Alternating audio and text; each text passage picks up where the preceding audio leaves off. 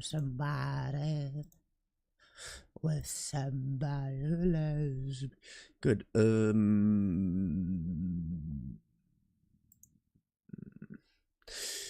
Hello, lads and ladies. My name is Barista, and welcome to my new stream video. Whenever you're watching this, I know last week, Wednesday, we didn't really stream. Like, I opened the video and I realized, oh my god, I didn't do that, and I really wanted to do it. Hello, extra Ceratops. So yeah, the reason I stopped is because I really wanted to do the homework he gave us, or he gave me, in the last video. And with a little bit of help of my roommate, who knows Blender a little bit better than I do. Yeah, we're gonna use Steam for listening to music again. Where it is? Ah, there it is. Good. How about the icy OST?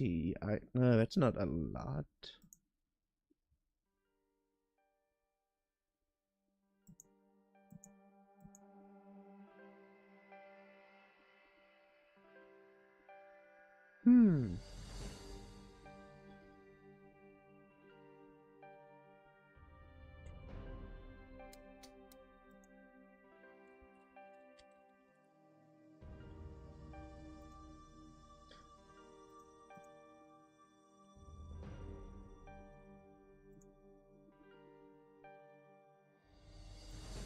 Oh, I could.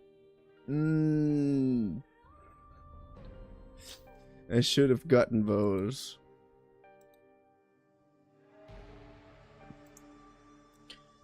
But no, where was that? Good.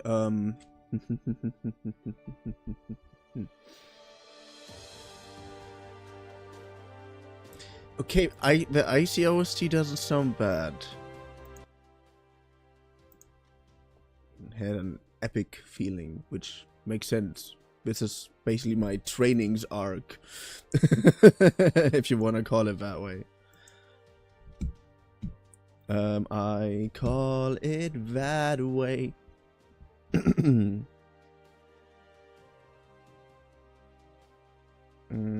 Yep. Good. Welcome back. How did you go? And I realized we need to make this a little bit more silent. Making your plate. Hope you all attempted it. If you didn't or you got stuck, yes, I did. Because I'm going to show you how to make I attempted it now. So if you had no problems with it, you might want to skip forward. This might be a little boring, but otherwise.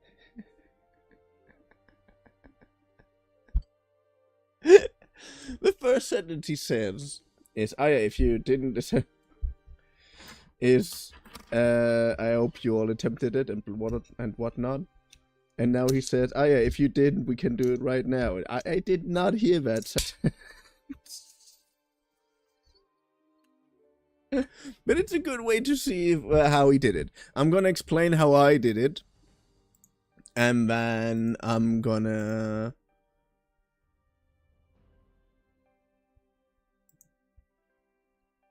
Yeah, like this is my plate. It's an ugly little plate. It's not very good,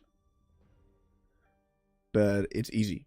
And I kind of want it to be that bad.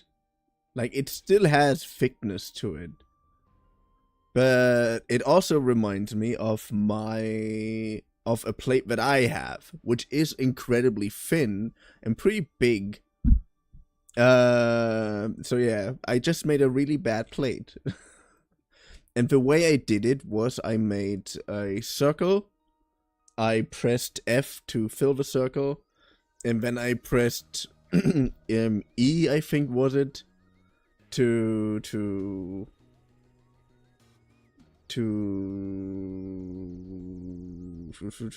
extrude it outwards, basically to extrude the ring outwards. So basically this part here is the original ring. I went a little down additionally, where another ring is, and outwards is the outer layer, which is another ring. Technically, all I need to do is make this a little bit more visible, but I never was good at doing homework. Is that obvious?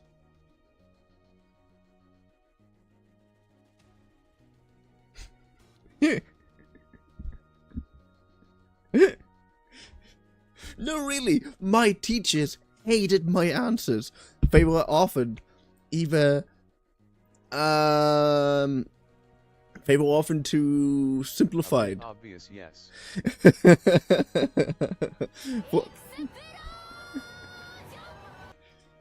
For example, in math, I loved math. Math was so easy for me, but I hated my teachers. And the reason why that is so, why in this case my teachers hated me so much, is because I often would just write down one calculation. You give me a too long or a free long text thing that I have to calculate, and it's a right calculation. The calculation is right, but it's just one calculation because I used every single trick in the book to create one, to write that all down in one sentence. In one calculation, quite literally.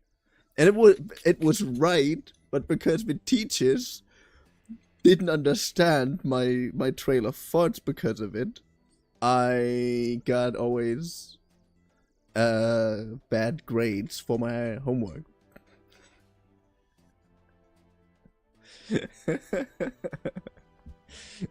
It was right. I always proved it with a calculator. It was right. I knew that as a fact, but these stupid fucking teachers didn't want to improve my lazy way of writing because I hated writing so much. Which I kind of don't understand, because to some degree I really like writing, you know, but not in the way school teaches you, but because I'm too dumb to teach myself a normal way, or not forced by your school's way. I haven't really fixed that problem yet. Otherwise, I probably would have written 3 novels by now. But yeah, here. Welcome Let's watch the back. video. How did you go making your plate? Hope you all attempted it. If you didn't or you got stuck, don't worry, because I'm going to show you how to make it right now. So if you had no problems with it, you might want to skip. Also, making the plate, even though it is incredibly lazily made, showed me that there are a lot of things that I'm still too dumb to do. You know? Like the shortcuts. The shortcuts are incredibly useful, but I just can't remember them. I really have to have this Word document open. That Google Docs document. I need to really have that open, apparently. Because I tried to do the plate on my own, and I couldn't fucking do it. And it really frustrated me. And then my roommate told me how he would do it, and I just thought, you know what, I'm trying that, and see how if I can figure it out from there. And I managed to do it. It doesn't look good. I mean, look at my donut, but it still taught me more about the things this program that you have to. it taught me more about the things that I have to get used to when I want to use this program. That's what I want to say. Forward, this might be a little boring, but otherwise I'm going to show everyone how I would go about creating the plate. So we need to add a new object to the scene. We can go to the add menu up there, or we can hit Shift A. And then from this list, we want to choose the object which most resembles what we want to create. If you ask me, that would be a circle. Okay, so just like before, the bottom left-hand corner, we can change some options here. The biggest one being radius. It's too big, so I'll drop that into about there. And you will notice that you can see through it, okay? And that is because there is no face there. This is just a string of vertices.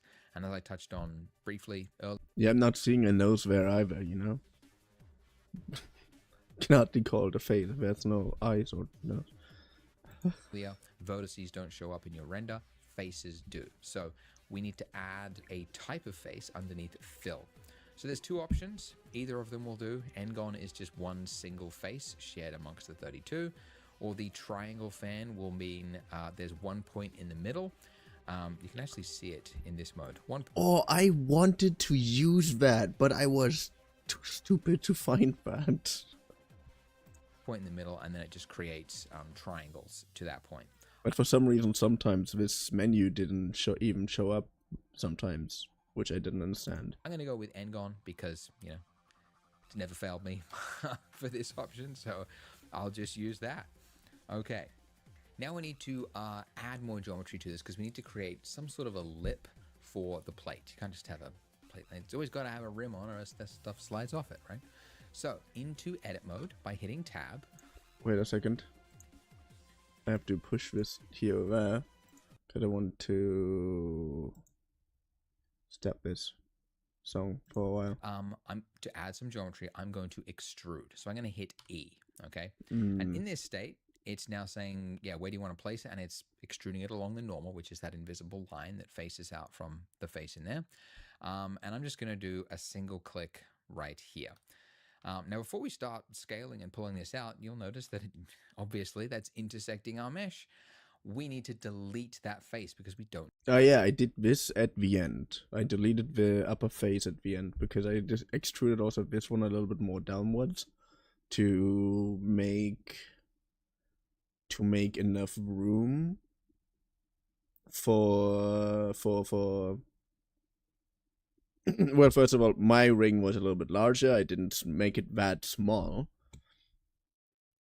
And I extruded first VO1 upwards and then VO1 downwards. And then I deleted that face here, and then I used that solidify option that adds thickness.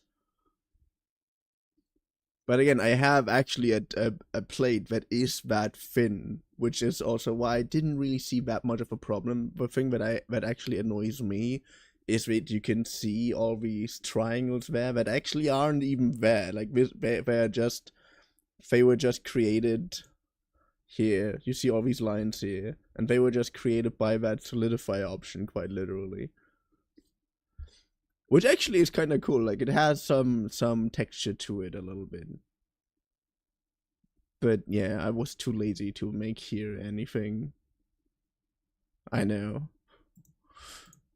Don't need it. So I'm going to hit X to delete. And then what type of deletion? Not edges, not vertices, obviously, because that would be, you know, the entire line. I want to delete just the single face on top. And there we go. So now I can reselect that line by holding down Alt and then left clicking on it. And now if I want to create like a lip, which is not just straight up, but a little bit out, I would just scale. So S to scale, and then just pulling my mouse out until it looks something like that. Click to confirm. Okay. And then I'm going to do another extrusion. Oh wait, like a little bit of a flat.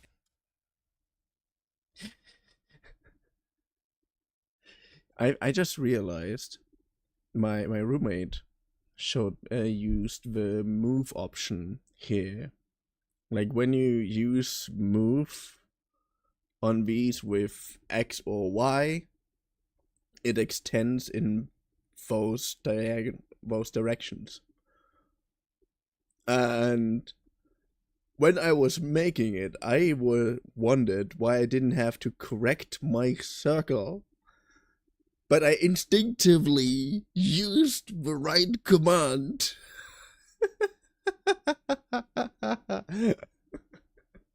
I instinctively used the S command. I just realized that. Area. Okay, so E, and then I don't actually want to pull it upwards. Obviously, I want to pull it outwards. So what I do is I cancel the movement. And now that I'm in that state, I'm going to hit S to pull outwards, like so. By the way, I should show you as well.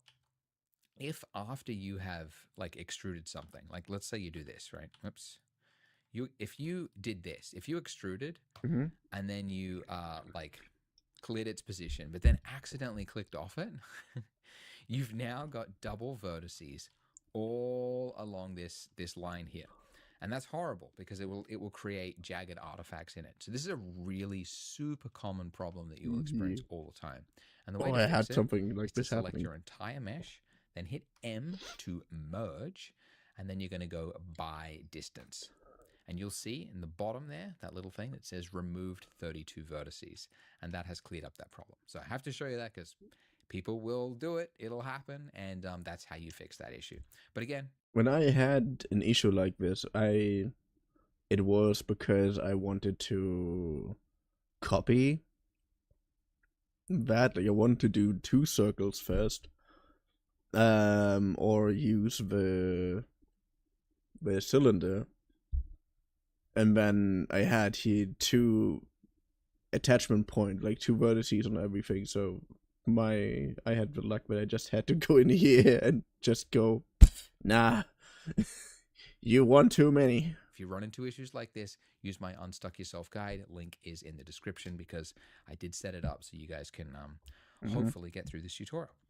All right, so as I said, extrude, clear its like movement, so its placement is exactly where it started from, but then I'm going to hit S to scale outwards. So now I've got a little flat rim to my plate.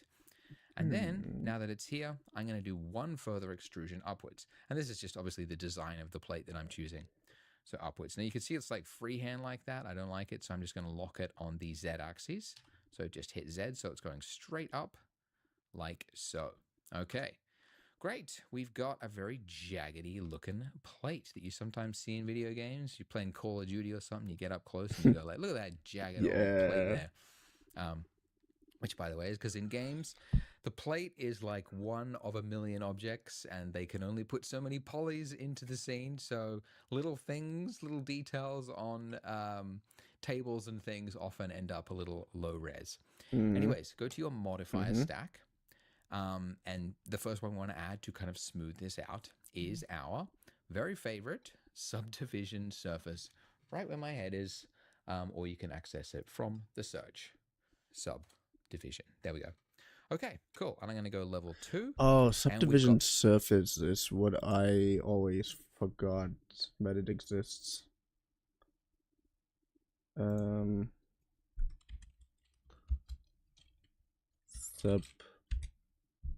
Wait, no, here. At modifier subdivision.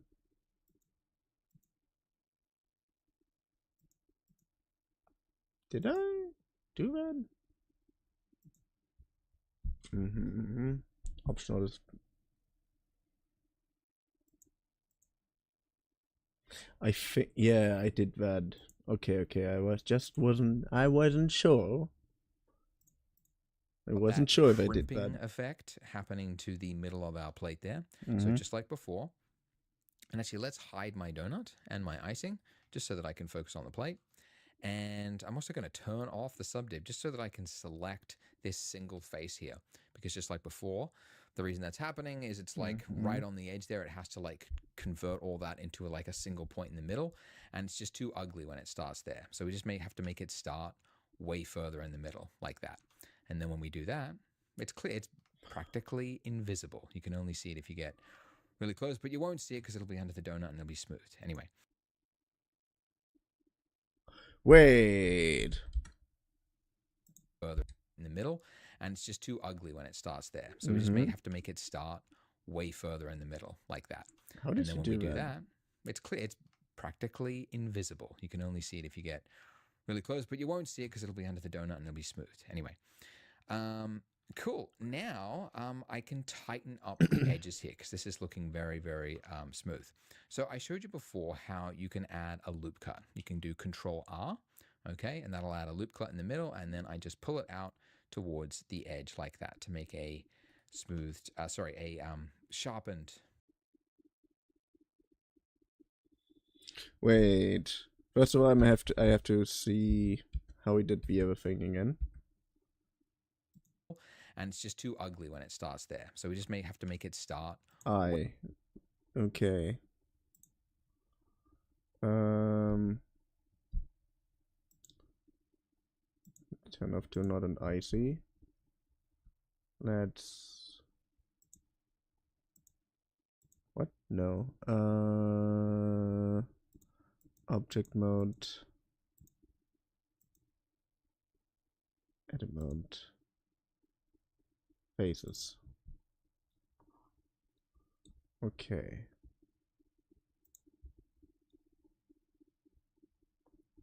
Okay, and you had it was I. Okay.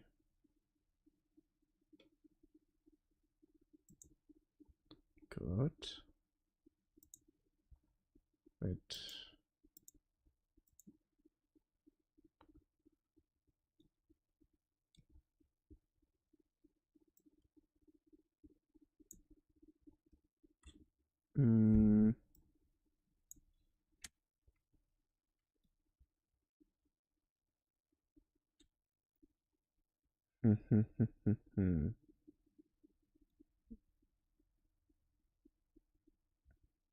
Can I increase you in size a little bit? Oh yeah, I can. Oh yeah, that actually looks pretty good. Ooh, that looks a lot more platey. You still look flat as hell, but it looks a lot more plate-y.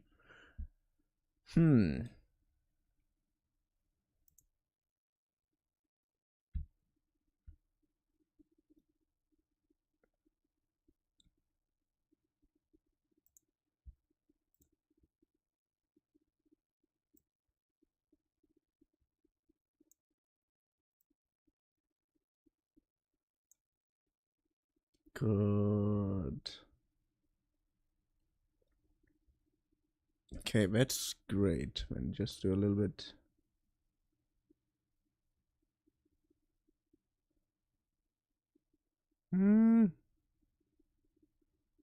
Is that good? Looks like a little mudge.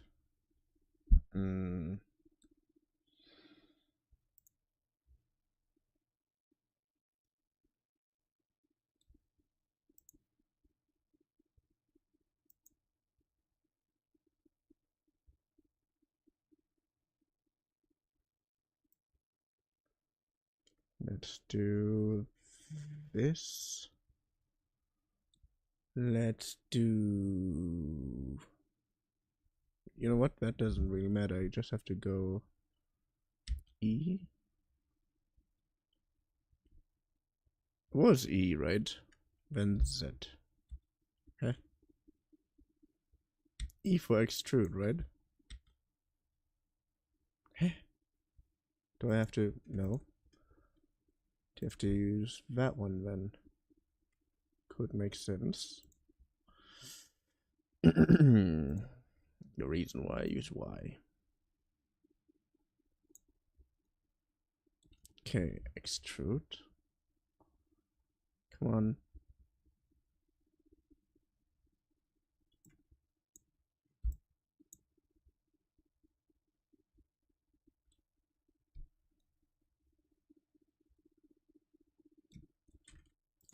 Well, I did what I can. And let's go back to normal. Let's go back to object mode. And the plate looks a lot platier. Yes! Yes! Awesome! And you can barely notice that it's almost hovering. Oh, I know what I should do. I know what I should do. I know what I should do. I know what I Plate should looks like a do. plate now. Plate looks like a plate. Yeah, but plate looks a lot platier. I just told you. Hi lords. Hello, Lloyd. How are you doing?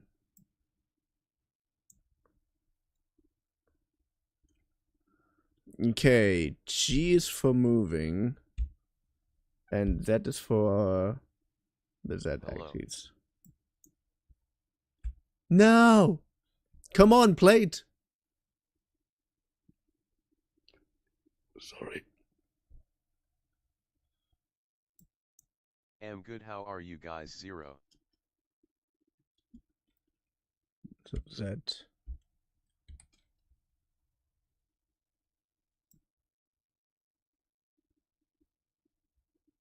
Whoa.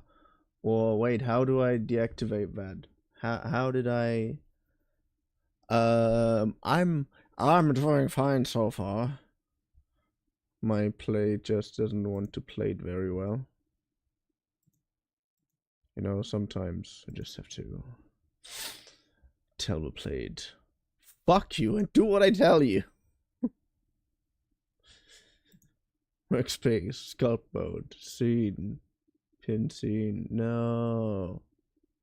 Yeah, I knew again. Yeah, I just remembered what the button combination is, and shift.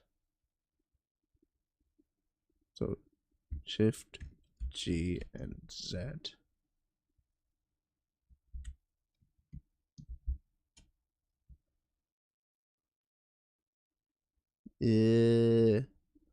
Disgusting. No. Okay, so shift.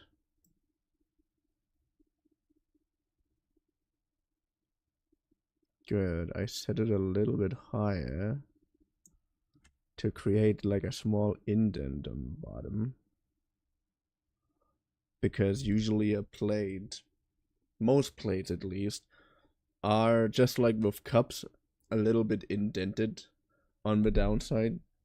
First of all, that way they stand more stable and don't wobble around. And yeah, let's see if it works. Object mode. You still look very... you don't look that bulgy anymore. That is good. That also means that we have to still edit it. You arse.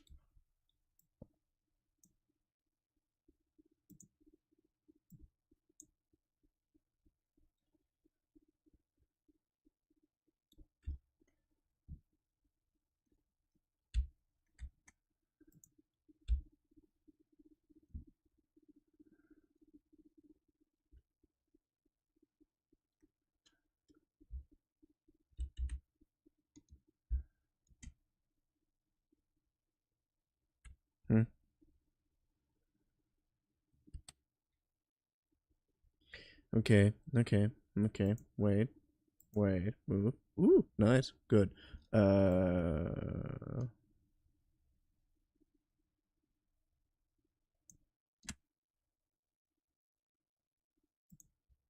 Okay, let's take a look.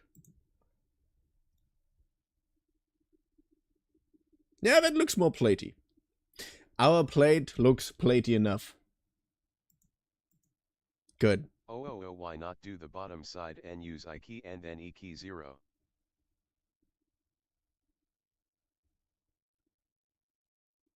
Wait, what? That looked too platey.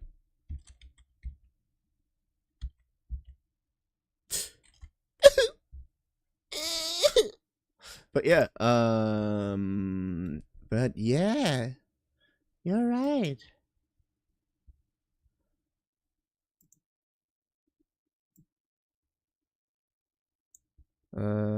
Tuck.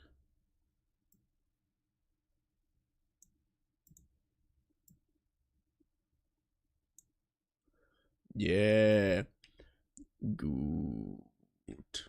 What did you say? Van E? The E key? Okay.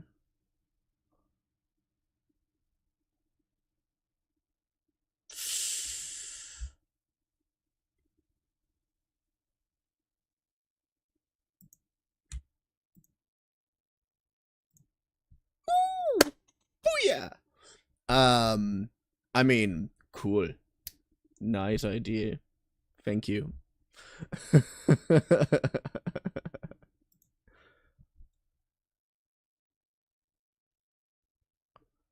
Oh! Damn. Damn. Damn, that looks platey.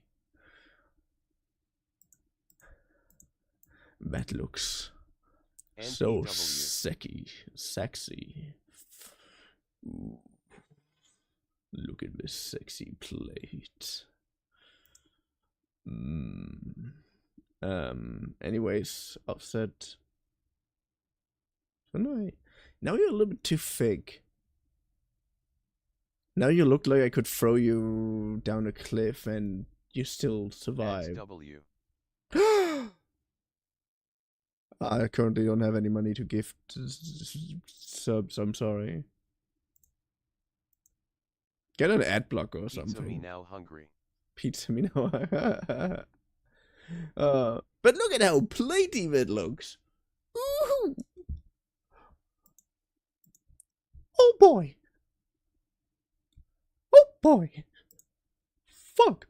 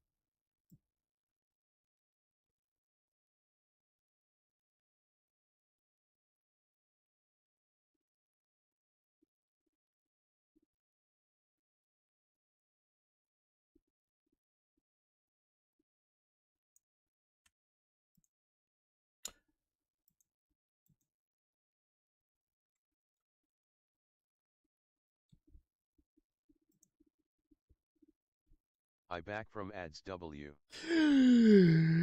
I can still see the butt of hello, welcome back. I still can see the butt of my donut.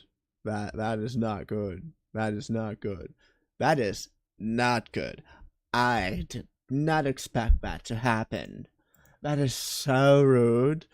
Oh my god. So Shibadua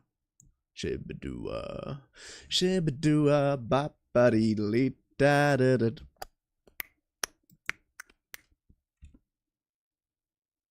Wait.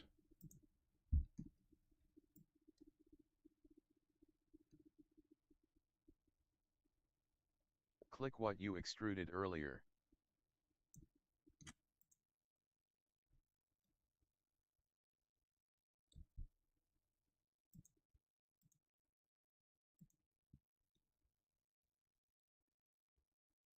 Oh damn.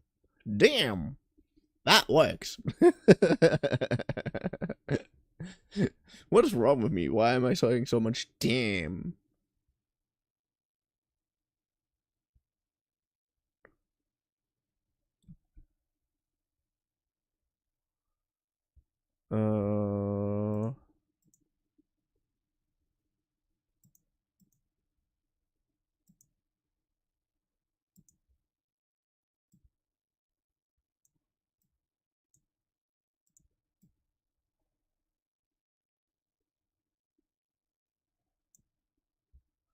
Okay, he just explained what to do. Cut. You can do control edge like that. Point. Yeah. Anyway,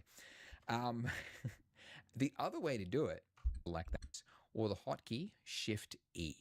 If you right click, you'll see you've got their edge crease, or the hotkey Shift E.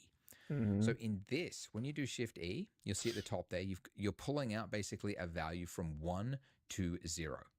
And essentially what it's doing is it's like doing a fake kind of tighten on that edge there. So it's kind of like, and you've, anyway,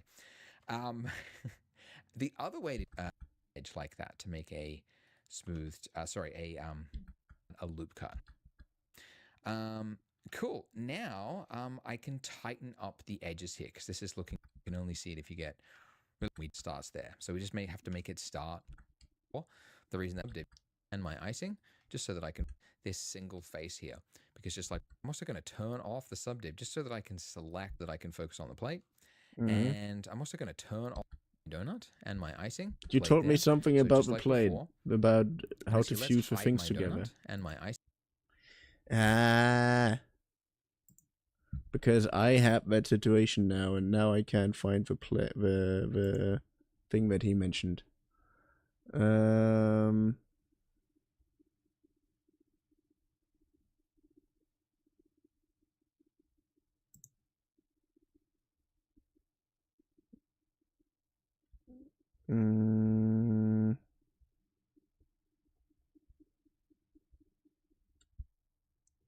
Isn't fill. Connect vertical pairs.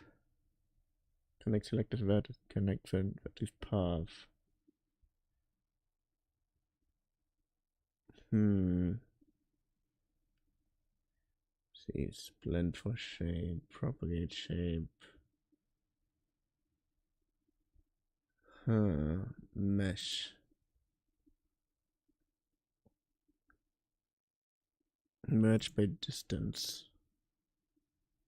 256 articles removed. That was very necessary. Good that I found it by myself. Cool. Now, so I showed you before how you can add a loop cut. You can do control edge point. Anyway. Wait, can I do something in that direction by me on mine too? I could technically do it, but I actually like the way the plate looks at the moment, so I don't really have a reason to object anything here.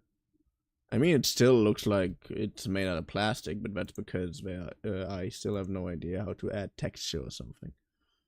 So, yeah, because I'm a little bit, might also be that he mentioned it, and I just was a little bit too dumb for it. But, I don't know how to follow up on that. The other way to do it, which I didn't talk about, but you can do a crease. So if we just hold down Alt and then we select that line there, you can do a crease. If you right click, you'll see you've got their edge crease, or the I found that. Shift E.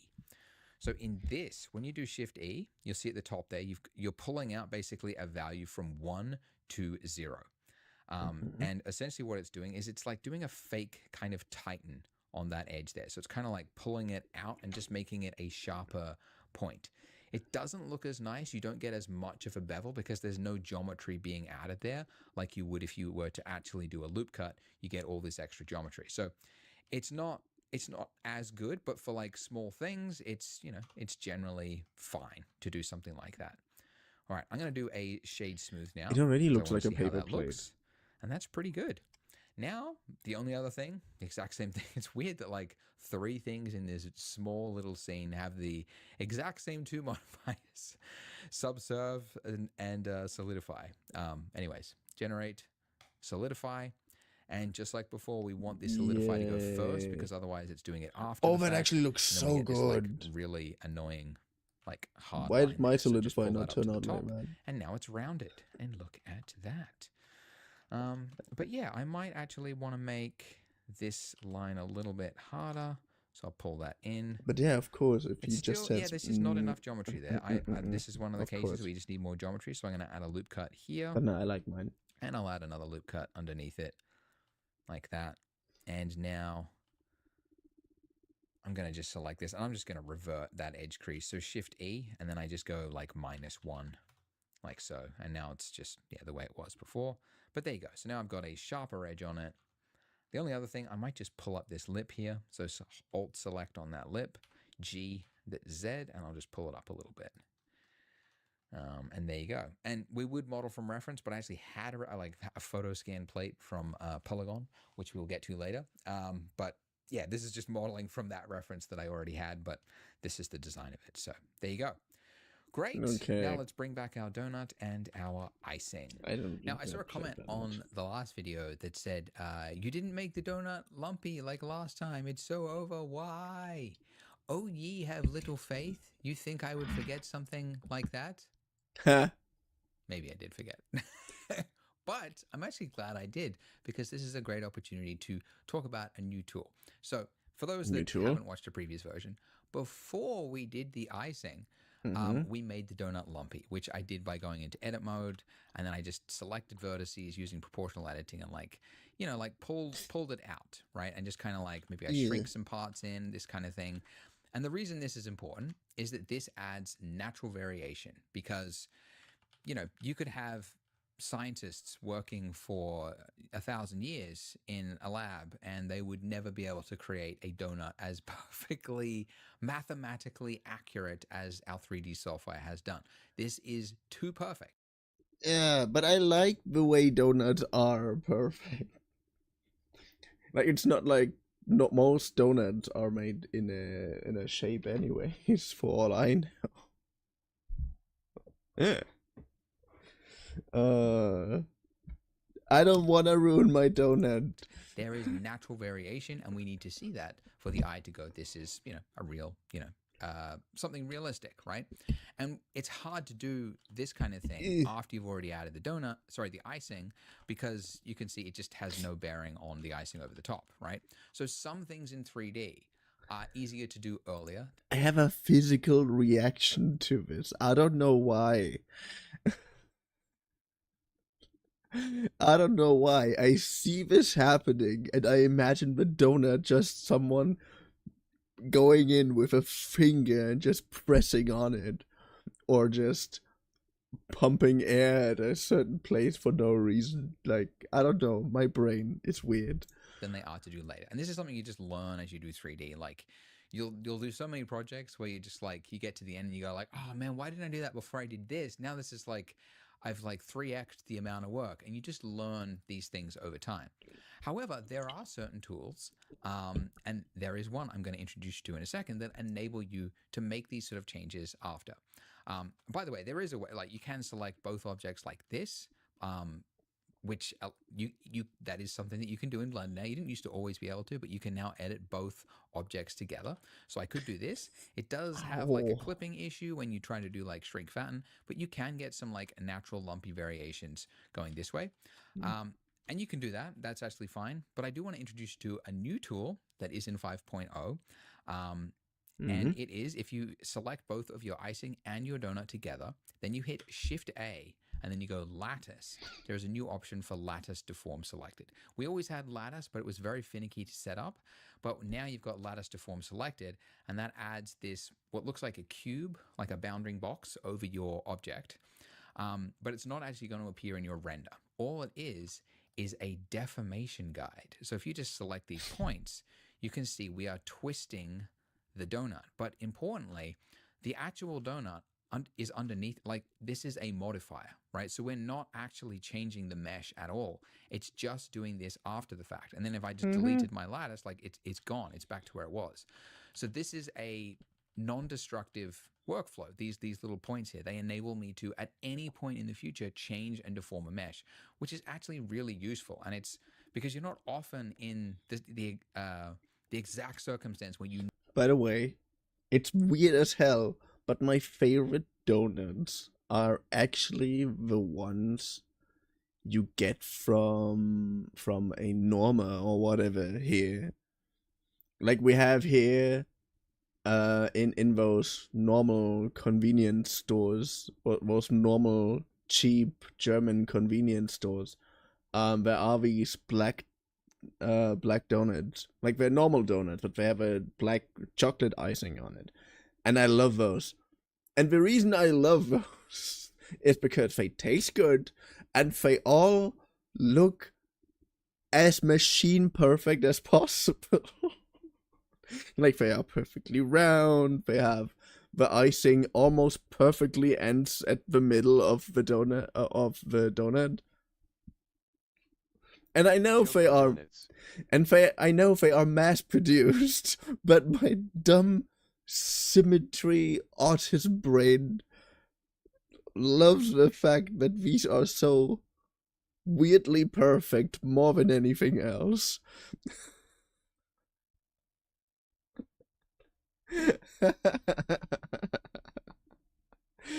Which is why why it really paid me to actually do these imperfections. I know they need to be, I know, of course, because first of all, I have to learn it in some way, and second of all, it just does look good. It does. But because my favorite donuts are so weirdly machine perfect, it really pained me. Know exactly what you're going to do. And then at the end of it, like, you know, the order in which to do things. Sometimes you're working with a client and they've got an idea for something. And then far later on, they're like, you know what, let's change the proportions of the car or whatever it is. And you have to be able to like fix it without redoing all your mesh. So that's what a lattice can do. Now it comes by default with just this low res cube over it. But if down here, you click this little data property, for the lattice, you've got resolution here. So I can increase this. I can add in some more resolution here. And importantly, I want to add one in the middle here. Because the first thing you notice when you look at reference of donuts is that besides the lumpy shape, the bit around the middle of the donut is often whiter and it's not as puffy. Also, this ain't a donut. That's what we call, where I live, a krapfen. And when you look at how donuts are cooked, it's actually easy to see why. It's half submerged in the oil, and then it is flipped over onto the other side, and then the other side cooks. So it cooks one side and then it cooks the other. And the bits, near the surface of the oil, that's the oil is less hot, right? Because it's near the surface, so it's escaping. So that oil is less hot. The oil that's underneath it is much hotter, and then it flips it over. And so again, you always have this bit around the middle that just isn't quite cooked as well as the other stuff. So it ends up being a little bit lighter. It's also less puffy. So no donut actually comes out at that perfectly round shape. It's usually always kind of almost concave actually around the middle. So with this, I have a donut that I mentioned. It had a little bit of a thinner chocolate, and again, it goes pretty far down. So that's probably why it looks so weirdly machine perfect, because because the chocolate very often goes covers or ends at that spot, so all you can see just looks like normal donuts. I can select all of these points here, like so. I have to shift select them. I can't do the alt click around it because it's not technically a mesh. And then I can just scale it in, like turn off proportional editing if you've got it on, and then just shrink it in. So what we're gonna do, we are gonna make this a little bit more extreme, which means we're gonna take Blender, we're gonna take those two, go away, sucker. Good. And he said lattice. How did he do the lattice again? Modifiers, search,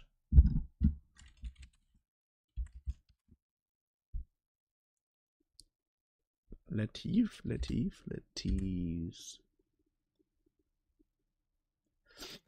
Okay. How did you do this?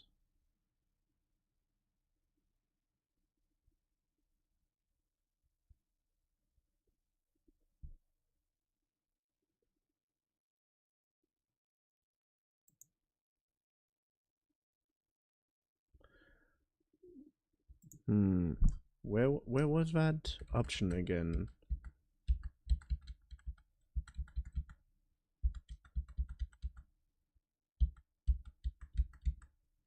mesh at all. Under deform selected. We always had lattice, but it was very finicky to set up. But now you've got lattice deform selected, and that adds this what looks. Okay, you just went to This is here on that end for you.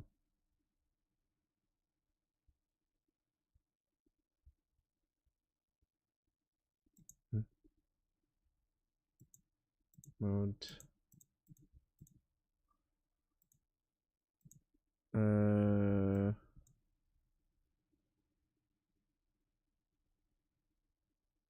How do I do this again? Do I just have to click U?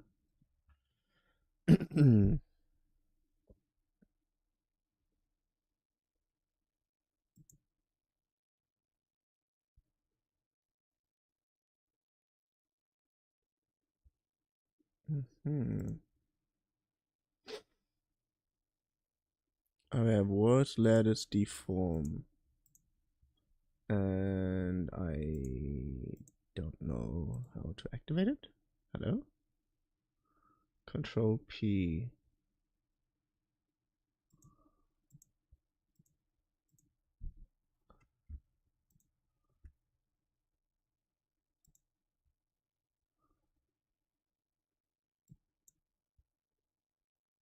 Come on.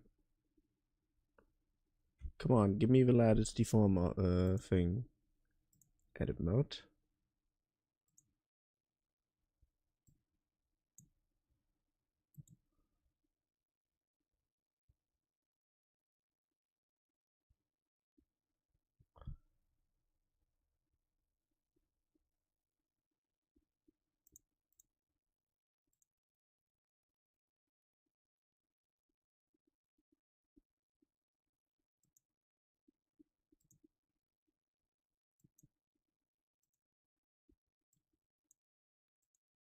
You got this.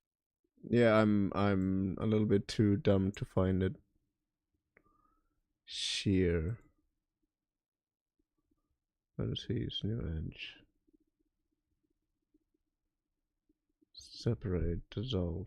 Wait, wasn't there like Shift P? Shift P?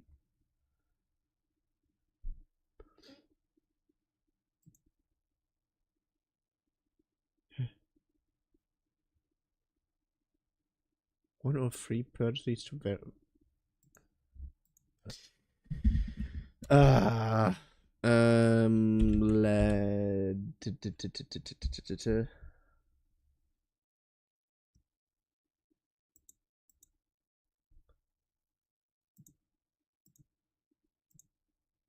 Search.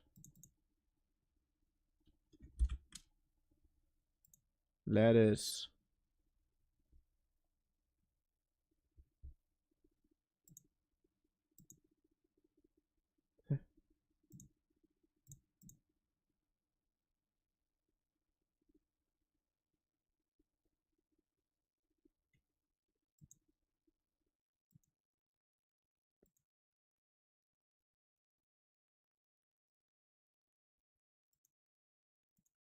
Bro. Why aren't you doing the thing that I want you to do? Finicky to set up tool that is in 5.0. And it is, if you select both of your icing and your donut together, then you hit Shift A, and then you go lattice. Shift A.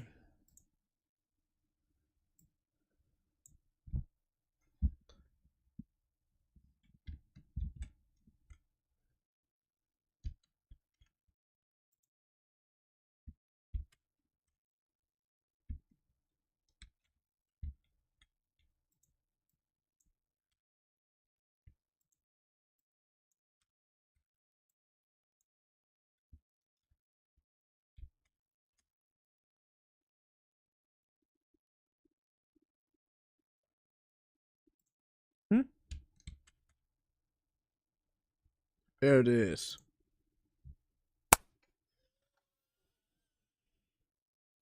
Fuck you. That took too long. He said it. I just could have listened like a normal individual. Ah. There's a new option for lattice deform selected. We always had lattice, but it was very finicky to set up. But now you've got lattice deform selected, and that adds this, what looks like a cube, like a bounding box over your object. Yeah. But it's not actually going to appear in your render. And I All have it to do the is subdivide thing, a right? deformation guide. So if you just select these points, you can see we are twisting the donut. But importantly, deleted my lattice, like changing the mesh at all. It's just doing this. This is a future change and the the order in which to do things. Sometimes to fall middle here. I can add if down here you click this little data property for the lattice, you've got resolution here. Okay, wait. Data. Resolution.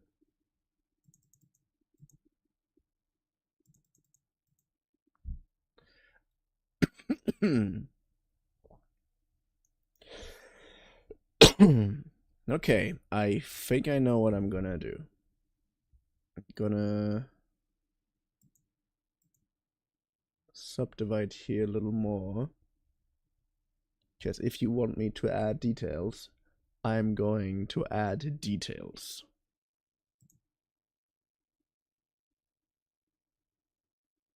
Perfect. Edit mode.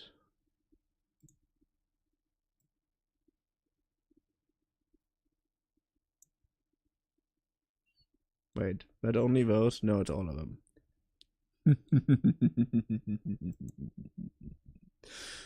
S.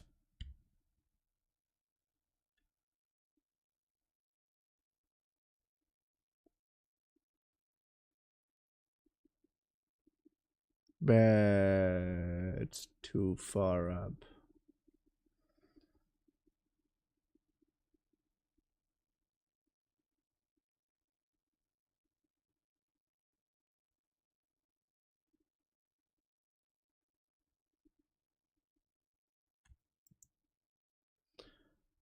Okay. And I'm gonna do these. Go a bit puffier. Just a tiny bit, not that much. Okay. In this middle row here and make this a little bit smaller.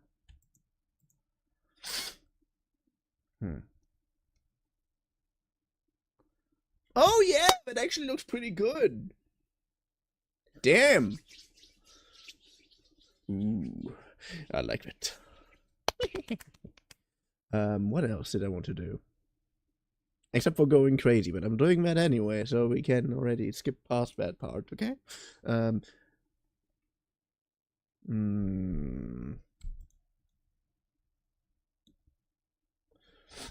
What I want to do is add a few hold places, like hold marks. I have no idea how to explain this. You know, when the donut is a little bit indented due to you carrying it between two fingers or something. So now my question is, how did the person hold the donut?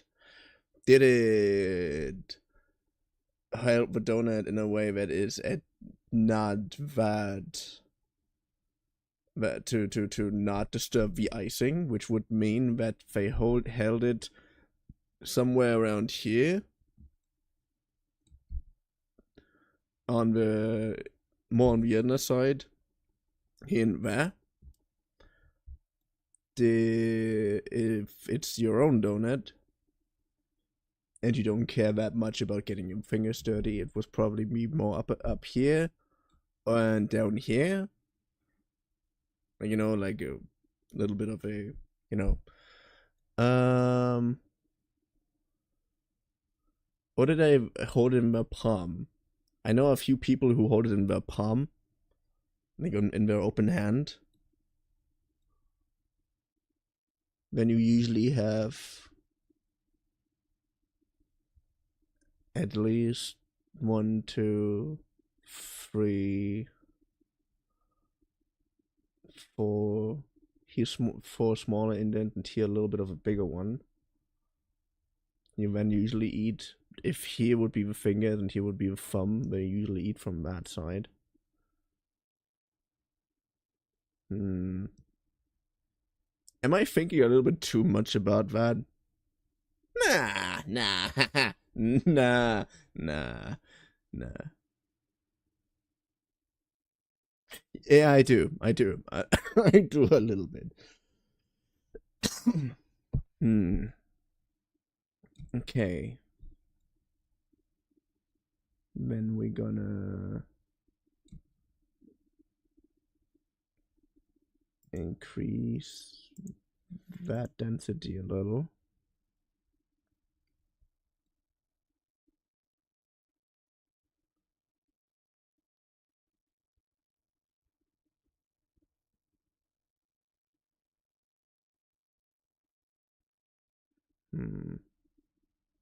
Yeah, also what I forgot, some also just do it here, index finger and thumb, like just obviously.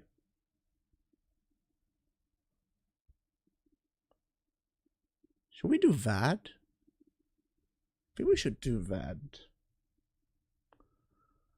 Okay. If I'm going by my own hand, which in this case, when I'm would be like if I'm using a right hand, but not as if I'm using my right hand. Does that make any sense? No. Then would be no. It's sort of if I would use my left hand, would be here, here, here, here. Would be a little bit dented in, and here, like there. Huh.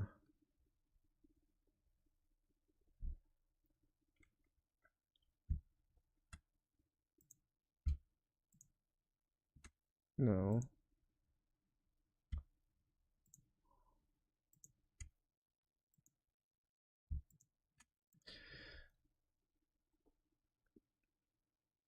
Or should we? Also, why are you here? Edit mode. X Lords X. Thanks for following. Oh, thank you.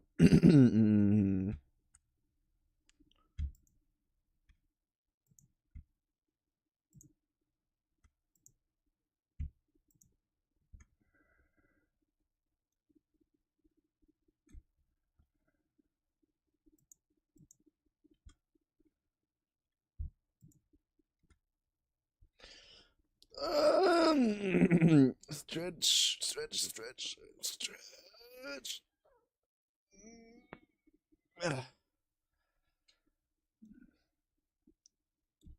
Okay, I need this and that.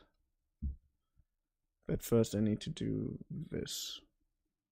Index finger is usually a little the pointy finger. It's usually a little bit longer than the thumb.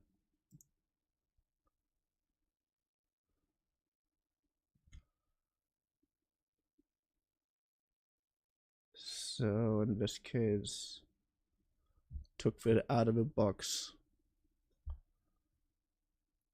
and brought it to the plate. Gonna push this a little bit in the Z-axis.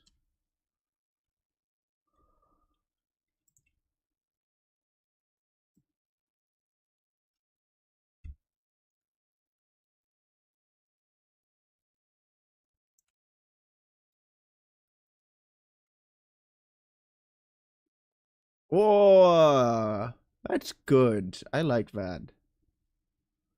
I like that. That is not a bad one.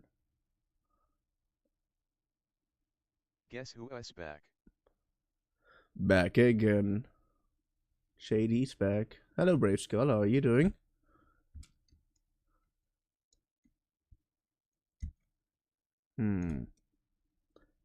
I think that is good. Okay. We have that area. So now we do the thumb. And the thumb, a little bit smaller, would be that way.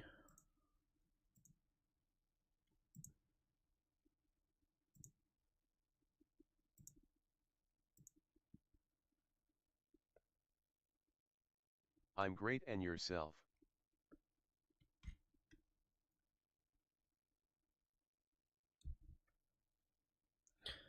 I'm fine so far.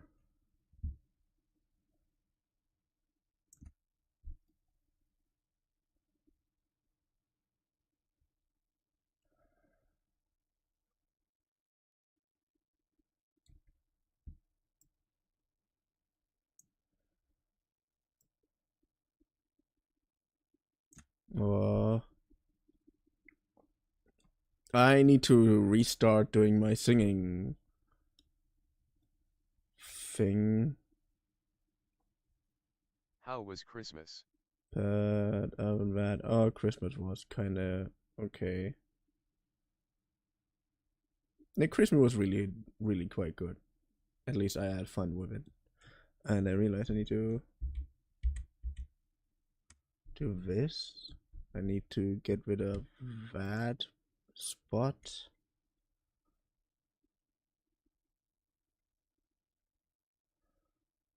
And yeah, that's it. That's it. Good.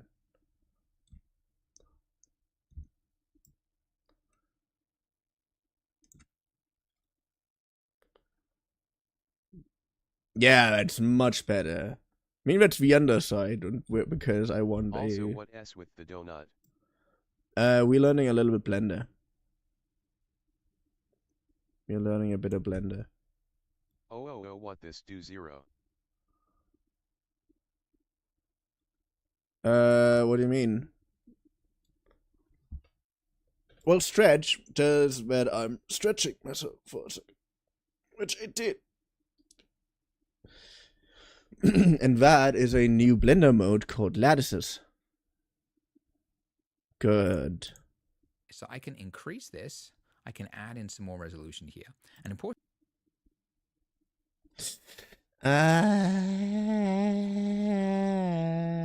Yeah, why why is my brain that way? Now are IHAB to give it permission gray.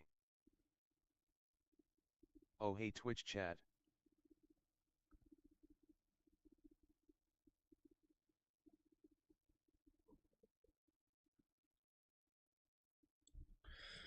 Okay, I'm doing this here and here and here because I have because you have to have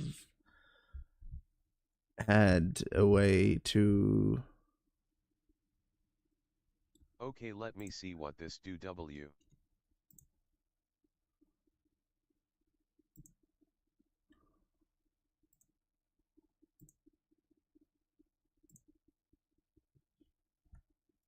What do you mean? What does what do?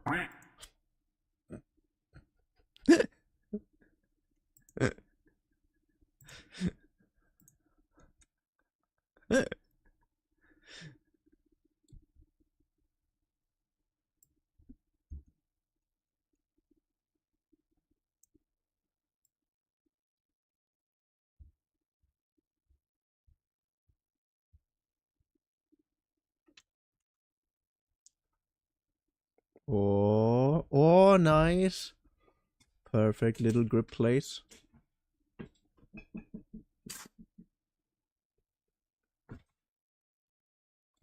Even though I have to get rid of... Wait, I can see all of these, so I'm getting rid of these. I couldn't hear it, so wanted to see what it do. W. A quack.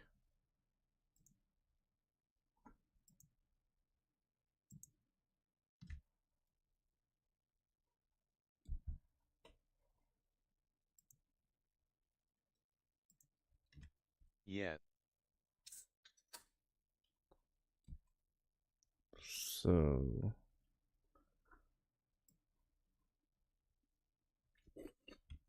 this direction, and then I want to this direction. Okay. Homer Simpson be like donuts. Yeah. That's how I'm feeling a little bit at the moment. Donuts.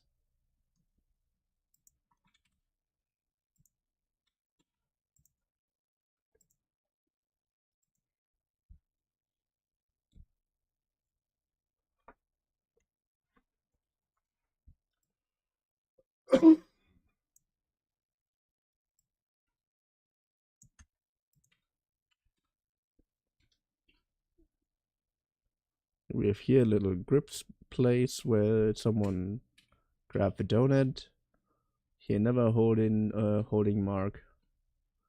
Yeah, that's all I'm willing to ruin this mod.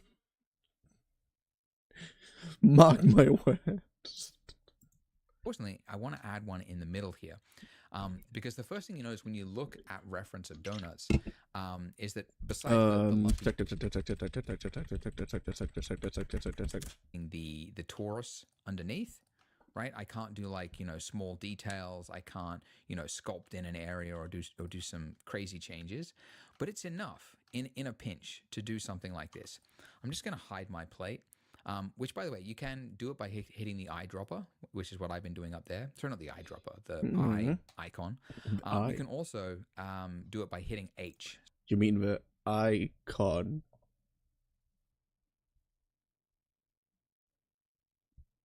Come on, that was funny. So you select an object in the viewport, you hit H, and then you hit Alt H to bring it back. So H or Alt H is a good hotkey to remember. And then here, so at the bottom here, because yeah, the same thing will happen at the bottom. There'll be parts where like the donut looks a little bit like raised on the plate a little bit, like this. Just around the middle here. Like that. There you go. Something like that. But this is just a small amount of deformation, right? It might seem unnecessary, but it does help. It really does help things to feel more realistic when you go to the trouble of doing some of this. And it's super, super important. But we can also now apply it. Once I know that I like everything, I don't want to have this like lattice sitting on it. I modeled that there. And now I can just delete this lattice. And now it's like I modeled that, right? Wait, what? That by going to apply and then selecting the donut. And I can also say apply there. Okay.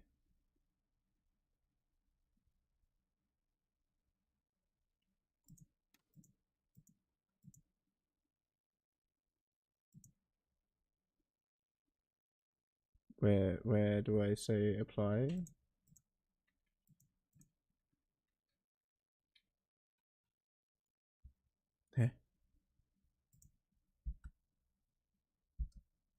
Once I know that I like everything, I don't want to have this like lattice sitting over it forever. So I can just...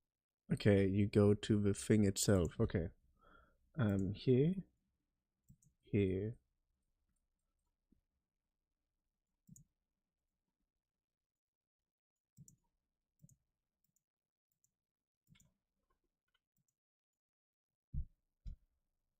Modifiers, lattice.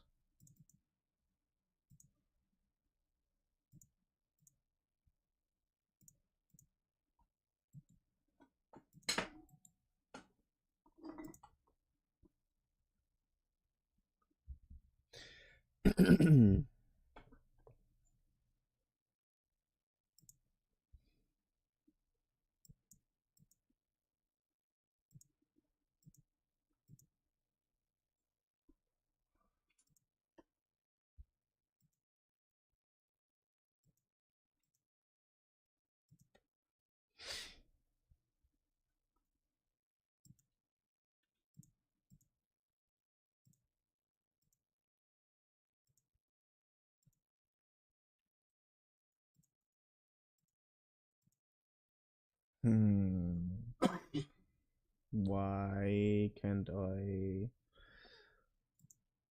object mode go to IC?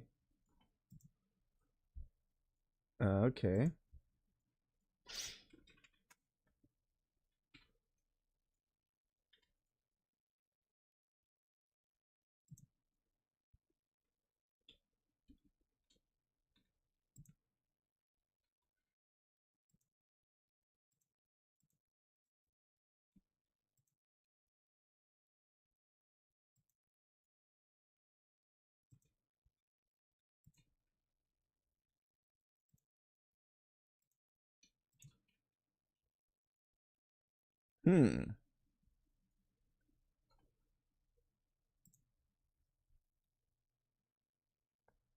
Oh, it looks a lot more like a normal donut.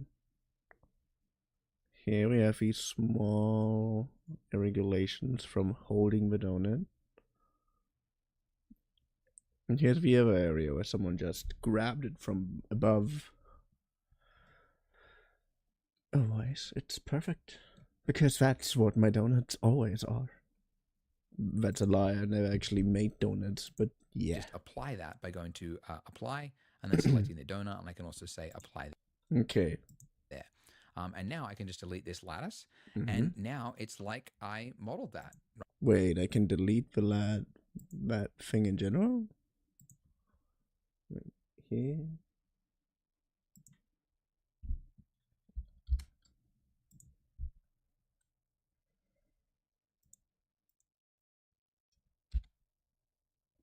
Okay. Right? All those shapes are now like baked into it, and it looks good. As I said before, if you did want to do any more detail, you could shift, select multiple objects, go into edit mode, and then using proportional editing, you could also do some like more targeted tweaks. If you really wanted to, manipulate the donut, you could do that. So there are things that you can do. It does make a difference. It is important. But it is also optional. But it's an excuse to kind of introduce you to some more tools and things in Blender. So I'm kind of glad that I didn't do it at the start, because we can introduce you to that kind of thing. So, all right, we got a lumpy looking donut. Good for us. Now is the exciting bit. We can talk about rendering, making this actually look good, because this is gray. This is boring. This is called the 3D.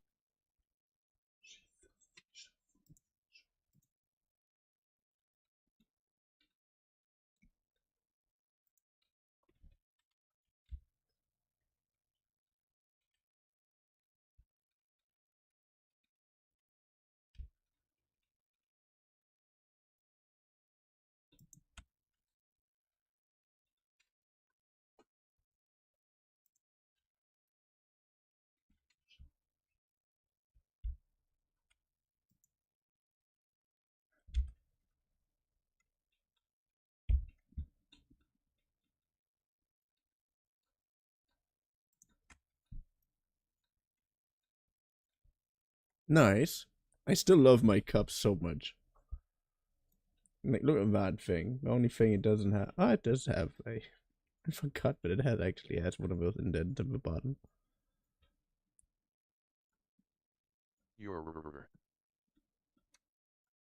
I like my coffee mug. And the funniest thing is, I have coffee mugs that look very much like they were just made in Blender and thrown out into the gaming world. They look so generic. But I kind of love that about them. Viewport view, okay? The reason this looks boring and flat is that this is cheaper for your computer to actually process just the shapes in like a gray. There's no shadows, there's no lighting, there's no surface interaction or anything like that. This is fast for your computer to see. To create that pretty image that looks realistic with light calculations and everything, that is called a render. And you can do a render by either hitting F12 on your keyboard, or by going to render and then saying render image. And now that has taken a snapshot. The problem is it looks like not the view that we were looking at. So we're looking at this view. Why did we get a view up here? The reason is that Blender will always take the render from the camera view. So remember that thing that's like way out in the middle of nowhere we haven't touched? It's taking the view from that camera. And you can look through the camera by hitting the camera view icon over there. So now that I'm here in this view, how do we move it in close? How do we get it close to our thing? So there's a number of like traditional ways to bring a camera into like in Blender. I'll actually show you the way I first learned to do this because it's actually just like natural to me. But then I'll show you the method that actually most people prefer. So you can just, with the camera selected, you can hit G. You can move things around like that. If you want to bring it in, like just zoom to the like straightforward, if you hit G and then middle mouse button, that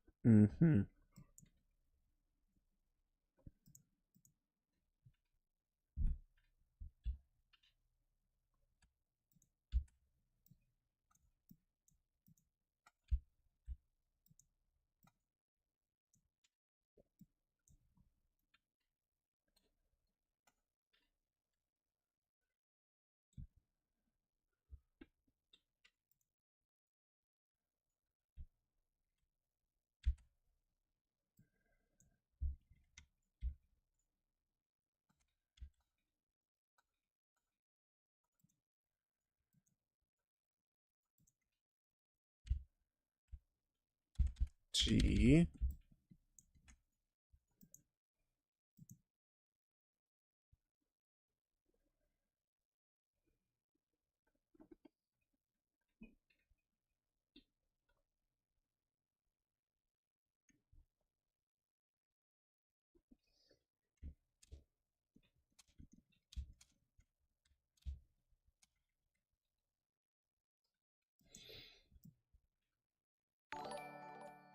Oh. Thank you for subscribing, Spectra? Wait. Thank you for joining in and thank you.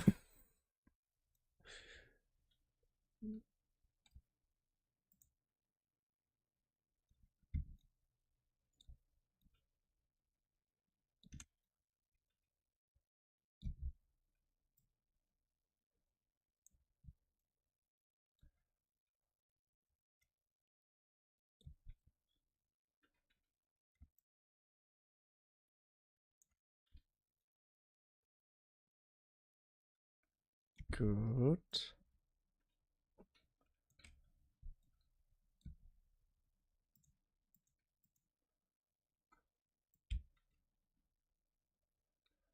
BRB. That would work. Huh?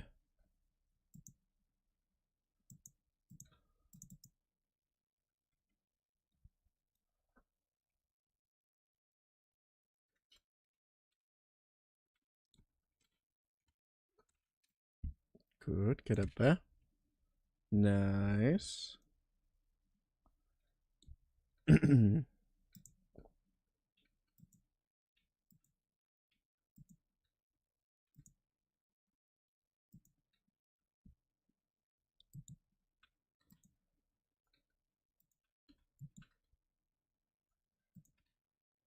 Oh, looking good.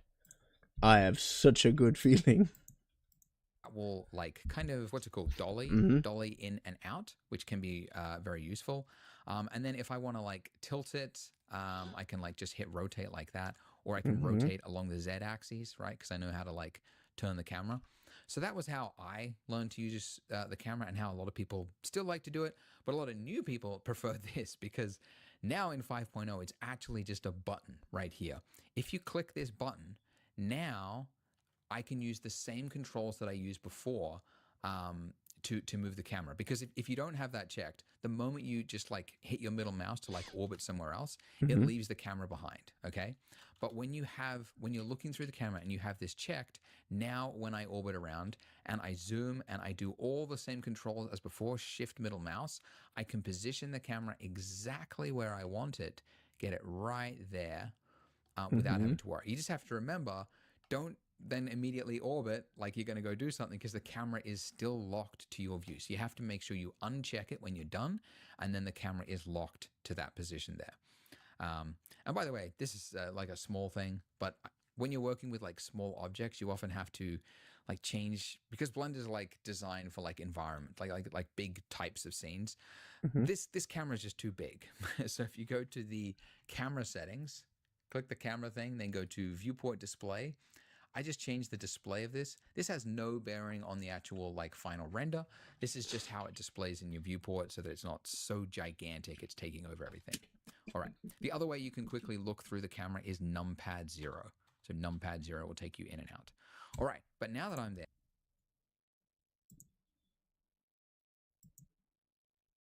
I accidentally opened thing, numpad 0. Yes, good. Discord, why the hell are you doing this to me?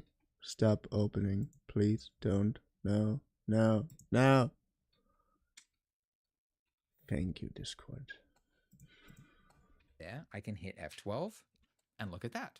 That is a different look. It's still gray because the default materials are gray, but you can see there is shadow there.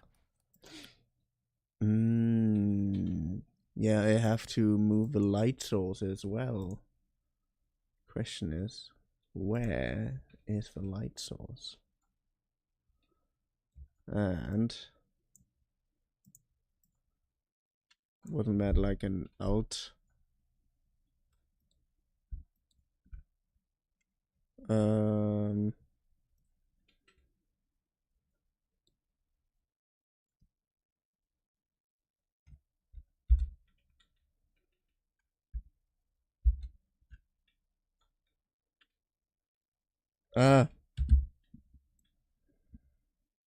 Well, of course, this way. Nice. Good, I got that. Now the question is, where's that is the light source. Good. I like to move you downwards. Okay, where are you? You are in that proximity. I think if I'm believing my hunch as a photographer, I don't have a lot of, but I have some of. That would be a great place for the light source. A little bit more to the side here. Yes, and a little bit more that way. And actually a little more that way too. Okay. What was it? F12.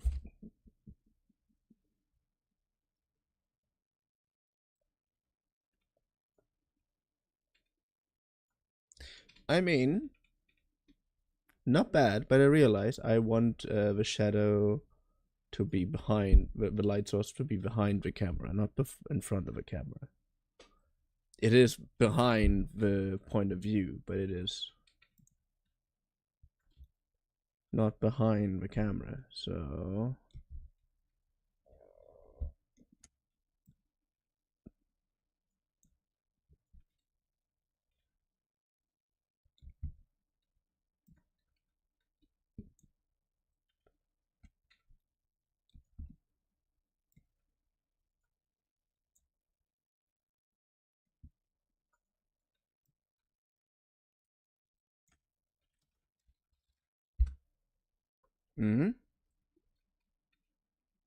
Oh yeah, that's better.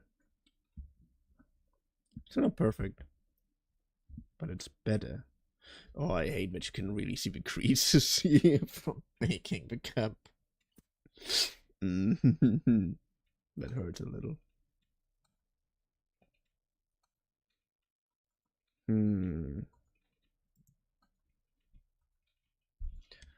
gonna move that a little bit more in this direction and a little bit more in this and this direction. Okay. And I want to do something else as well. I want to go to edit mode.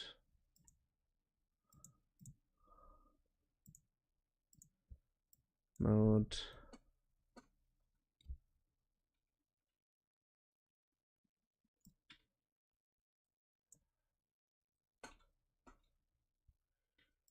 Mesh.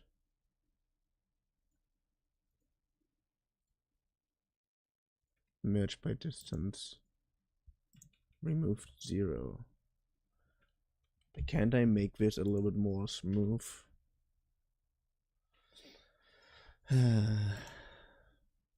Well, who would have thought? Anyways, F12. Oh yeah, that looks a lot better.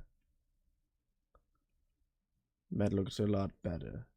I still can see here all the creases, but yeah, I have to research how I can get rid of that. For now, we're gonna get rid of that. But check this out. We can do even more. So besides just shadow, like you might notice looking at the, by the way, you can bring back a render by hitting F11. I should also mention, by the way, oh, wait.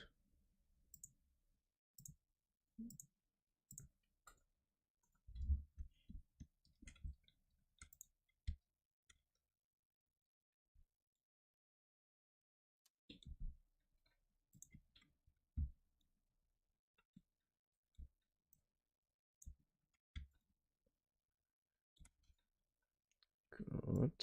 Ads. No.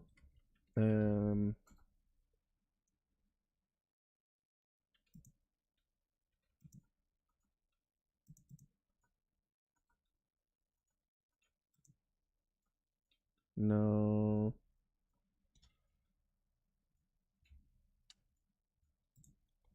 Layout. Modeling.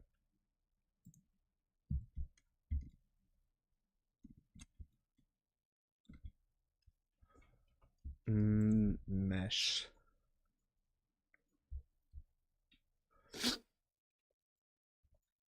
Normal shading.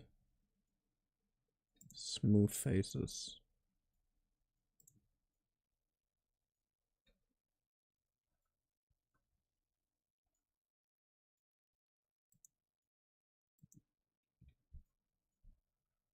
And F12. Ah! Looks a lot better. first time you do a render, I think the first time, like if you've just opened Blender for the first time and you hit render, it'll have to do a bunch of like shader compilations and stuff like that. It should only need to do that once. It shouldn't have to do it every time you open Blender. We're using Eevee, which is a rendering engine we'll talk about soon.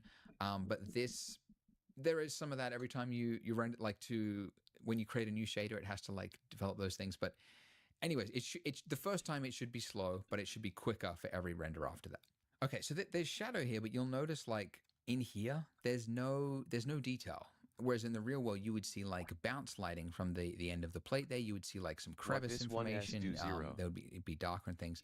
And that is because by default, there's an option that is turned off. So if you go to your render properties at the top there, bottle of water this here. has all the information just pertaining to how something is going to be rendered.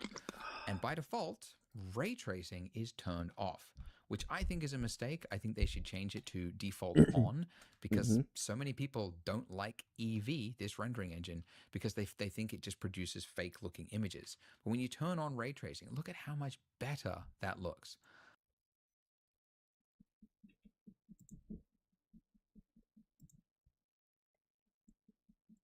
So,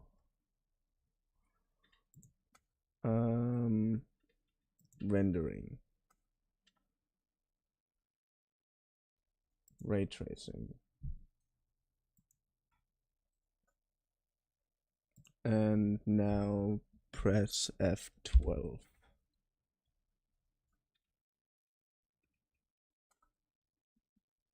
Might take a little longer. My PC is a shitty one.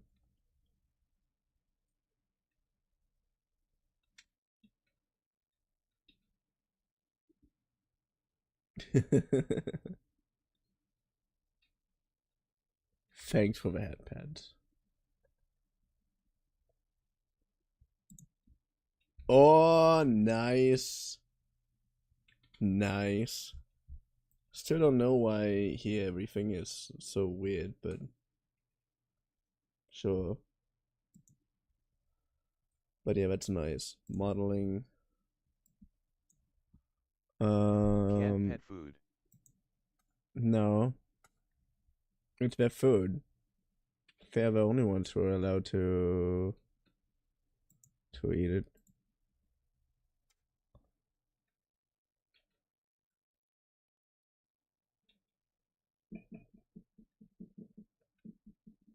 Smooth verticals.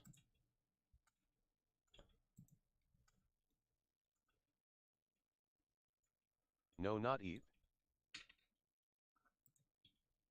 Does that change anything I said?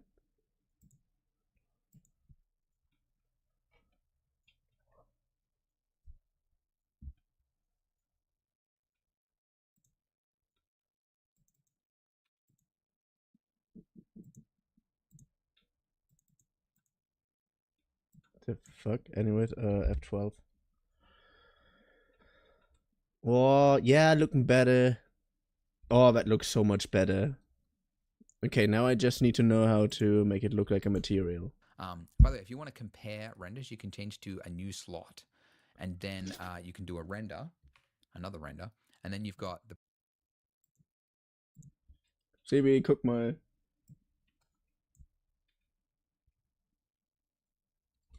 wie das ausgeht. Mhm. Voll nice. Weiß. Ja, bis jetzt. previous render and then the new render in slot 2. And then you can flip back by hitting J on your keyboard. And that's a way you can like quickly compare settings, which is very useful. But you can see with ray tracing turned on, this is off, turned on, we get bounce lighting. So there's some light that's hitting the plate there and it's bouncing up. We've got like more information in the crevices, and it just looks a lot more realistic than it did before. You'll also have reflections when I show you some material properties. So that is something you should have on all the time when you're using Ev. By the way, there is another rendering engine called Cycles, and it is much more realistic. However, it is a lot more slower. It's honestly, I'm going to show you at the end a comparison between Cycles and Eevee, but it's actually negligible if you know the right settings for Eevee. So I'm going to keep it on Eevee for the rest, which is actually good because Eevee is actually pretty powerful at doing most things. It's just it's a game engine style, so it's a rasterized rendering engine, whereas Cycles is a path trace rendering engine, much more computationally heavy. Whereas Eevee is much more faster. So we're going to keep it on Eevee, and I'm going to show you how to get really great results with it. And then at the end, we're going to flip it to Cycles. So if you want to see that final result, you can get it, but we're not going to start there because it's just not necessary. And I don't think most people will actually need it. Okay, so I'm going to talk about some materials, but first, you'll notice like it's kind of annoying to have to like render something, like go to render it every time you want to see an image like that. And thankfully, you don't have to, because in the top view here, these little icons, there is a mode here called render view mode. And this puts the Eevee render is good, but it in can real sometimes time. crash PC Look at laptop. that. I don't have to hit the render to wait to see my result. I can see it in my viewport. So it used to be that like You rendering should engines save were progress so first slow W. that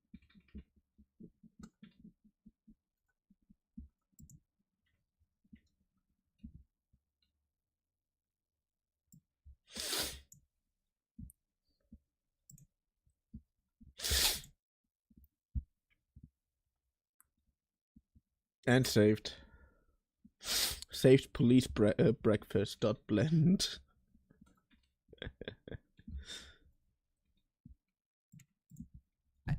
really to do a render was like a big task. You hit render and it would take hours to process something, and it didn't look anything as good as this, right? But now rendering is like, and computers are so fast that we can just have rendering running constantly whilst we are working, and it's usually not computationally heavy. So this is Eevee, which is the much faster one. Cycles would be a little slower, but still. Anyways, now that we're in render view mode, let's talk about materials. So let's start with the like most different material. Let's go with the icing. So looking at our icing here, if I want to make this look pink and change its overall appearance, if I go down to my material panel down here, I found I just had a had an enlightenment. Because I'm currently living out my superstructure fantasy in Minecraft. I want to make a giant map, or a giant town, which is called Drill Peak Hive. And it's basically a hive city built on a mountain, and that reaches and branches out into the sky.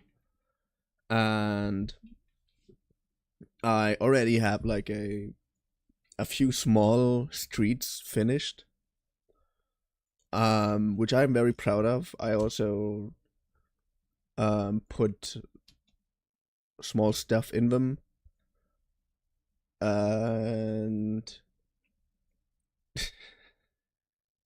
it's so dumb. But the reason why I had the thing that I want to talk about is because I just realized that my thing is again named Police Breakfast. I named it that way.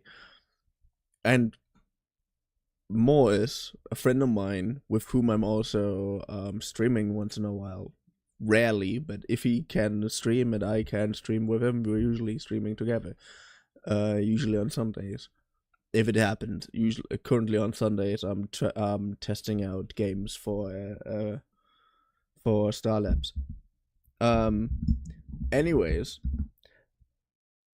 it's supposed to be a giant hive city, so Kowloon-like, but literally with open spaces, with districts that branch off from the main building, and districts that branch into other districts, etc., etc.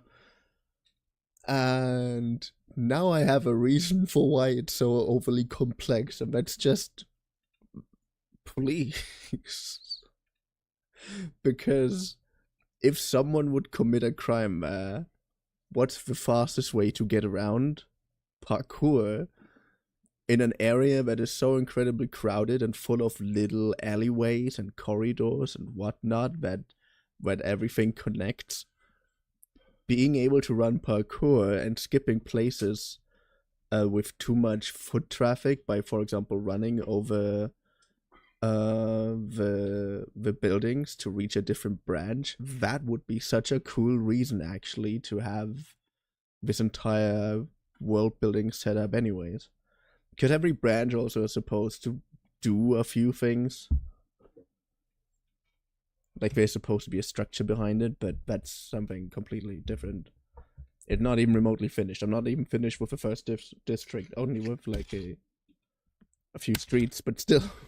Running and jumping or material properties, and then I can just click on new material, and now I've got a bunch of different options here. Okay, and these all do different things for the surface appearance. Like metallic will make it look like metal, right? Roughness will change like how sharp the reflection looks. The base color, this is like the main one you want to change for almost every object. This is just the base color of the object. So obviously I can make that look pink like that. Let's pull in here. Okay, I'm gonna have to go somewhere real quick, and then we're gonna try that on my donut, obviously.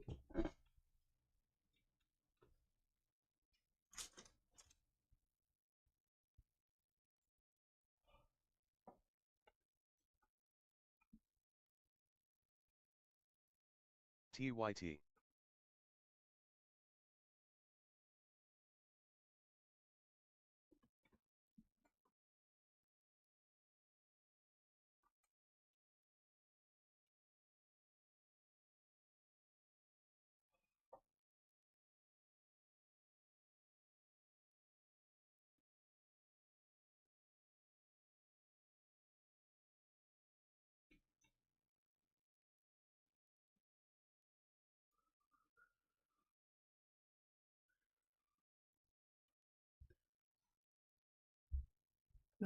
I'm back.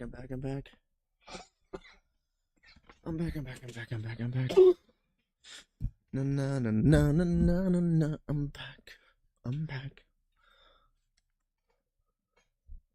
Good. A little bit closer. Focus on So the material panel down here, or material properties, and then I can just click on. Okay, Blender. I see.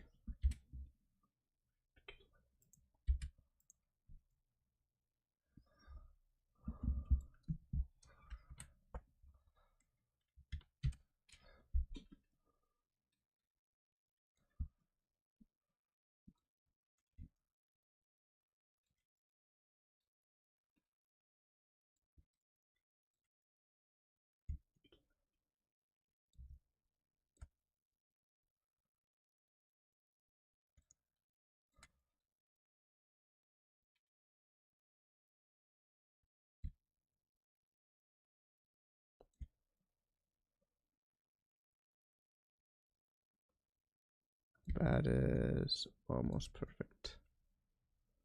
Good. Okay, what was it? Material properties. Yeah, I was...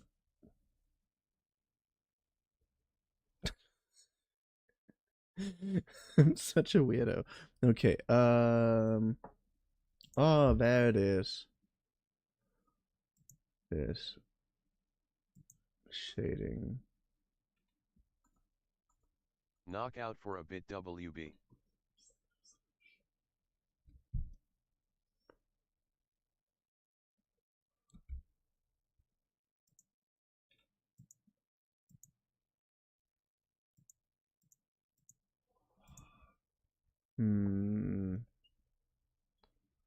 Oh, so can you stop showing me the stuff from Totally Accurate Mug?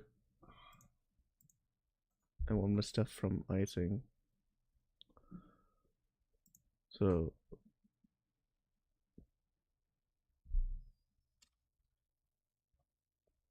Okay. It's here. New.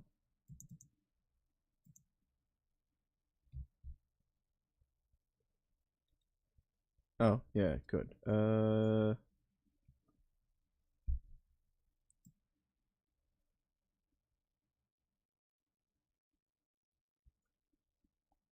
Also, why are you still...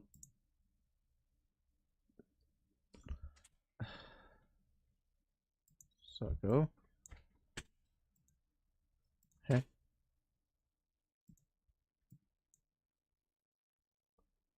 No. Object mode. Here, good. We can now go into edit mode if you want to.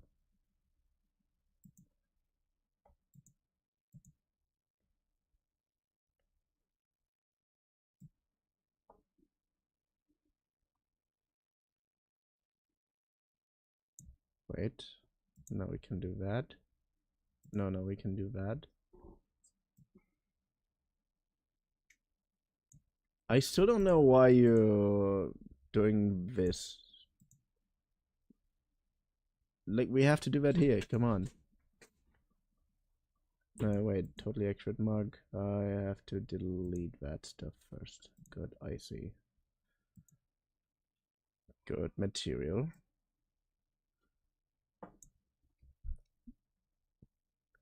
Okay, it looks a little more shiny.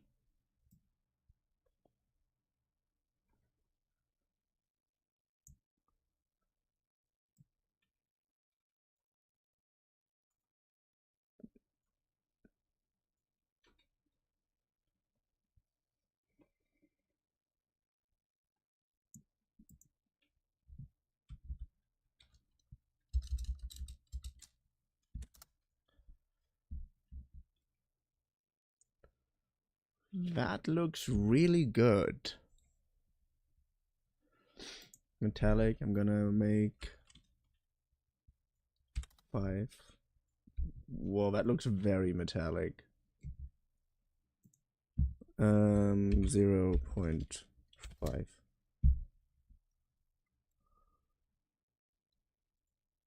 Oh yeah, I can live with that. Okay, then we want a chocolate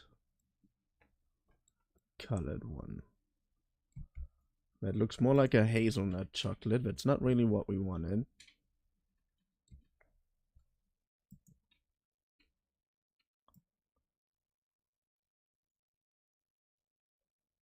Go very orange. A little bit into red. Then we're gonna make it a little darker.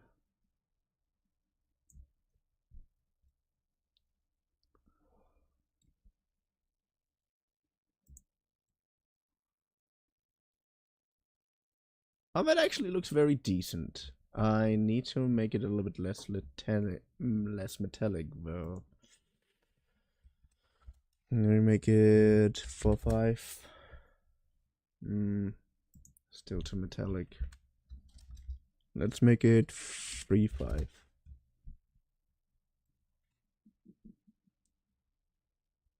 Ah, that looks very plasticky.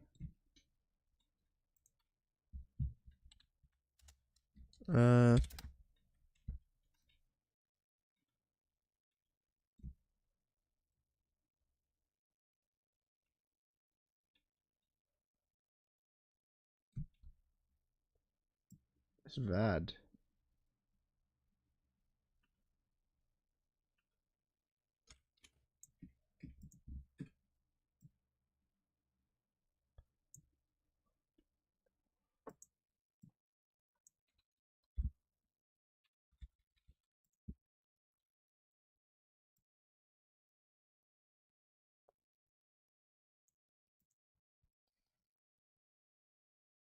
Wait, what? F12?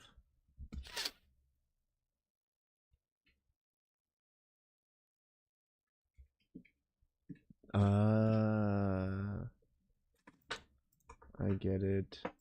But now you're just gonna be on 1.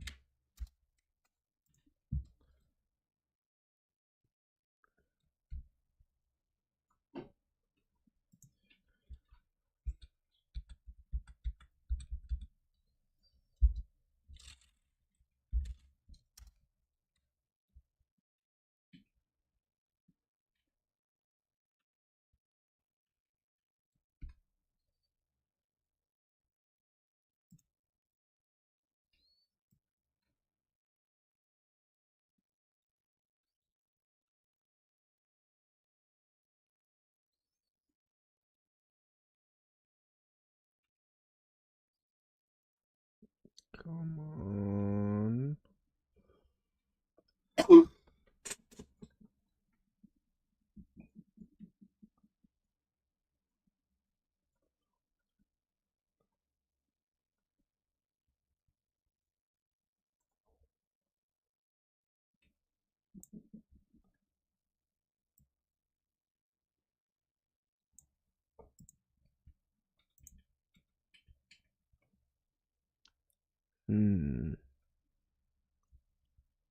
Okay. Let's give you a similar treatment. Let's increase your roughness a little bit. Don't really need any metallic, but we add a 0.2 to it. Give you a little shininess.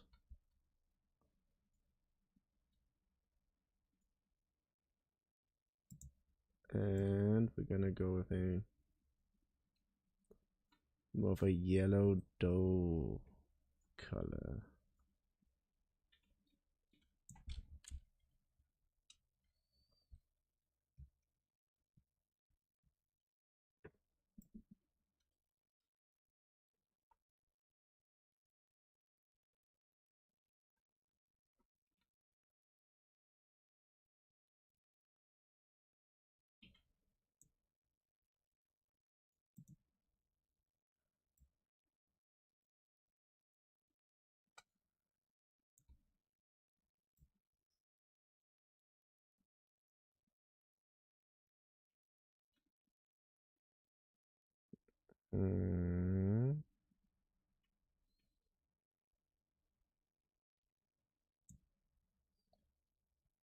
Cut saturation a little bit.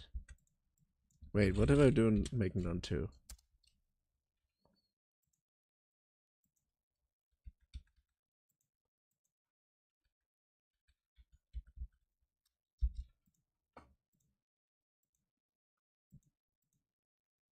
hue saturation 0.9.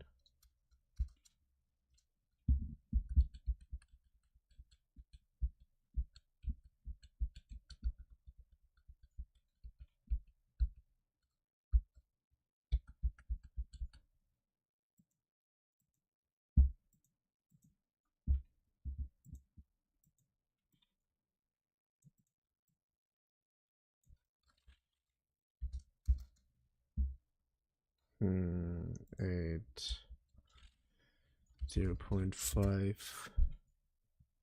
Yeah, that is more like it. Even though it's very cartoony.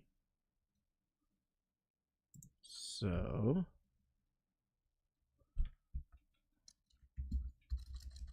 go with 6. Okay.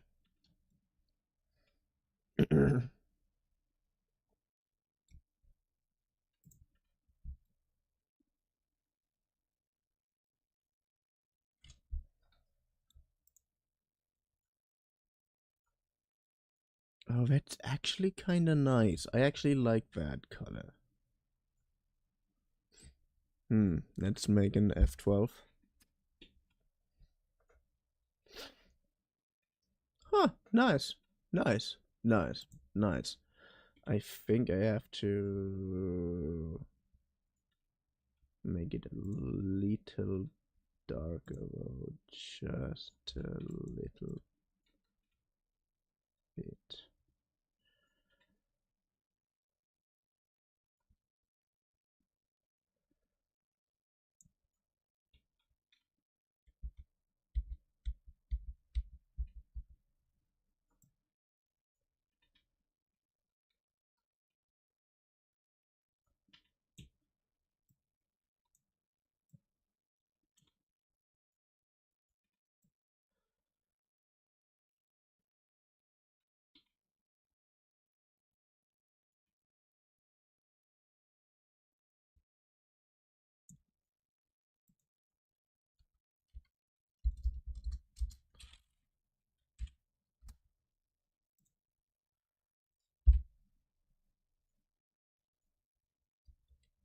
Oh yeah, yeah. I like that. I like that. I like that.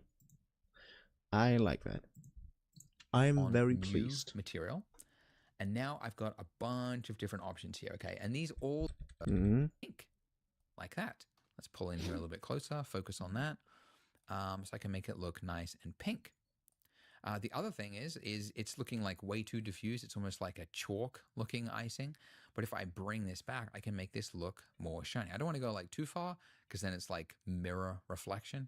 I want to go like, you know, somewhere around 0.2. The great thing is we can really change these values at any point in the future. I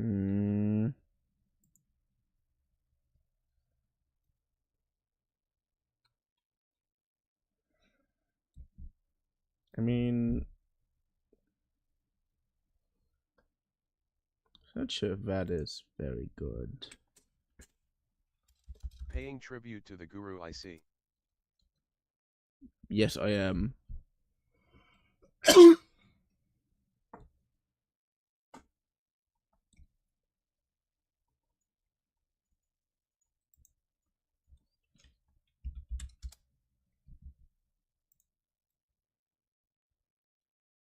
Oh, it actually looks nice.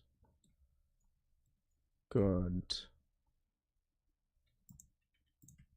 So when we add in other objects and there's different lighting setups, some of the settings can look a little off at that point. So it's very, very common to, like, once you've set up all And your thank you lighting for and joining everything, in, to, Knock like, Dots, by the way. reevaluate your materials. But it's completely non-destructive. I can change these at any time. And now I could create some very simple materials. Like I could say, let's make this look black, make it like a black, shiny, glossy ceramic mug. So, by the way, you'll notice I'm not going all the way to black. There's a kind of a unspoken, well, it's not unspoken, people speak it. You shouldn't go fully black or fully white, or like same with like colors. You shouldn't go like 100% saturation on a I already hate this advice.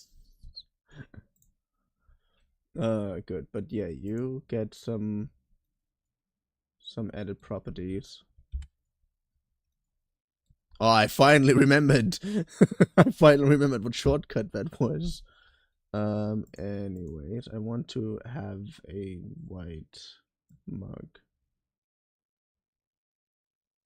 But I think that whiteness was actually pretty decent.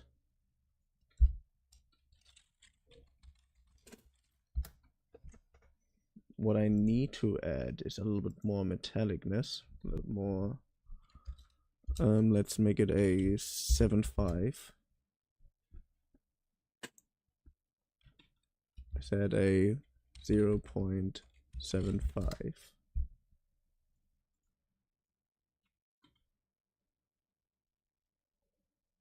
Yeah.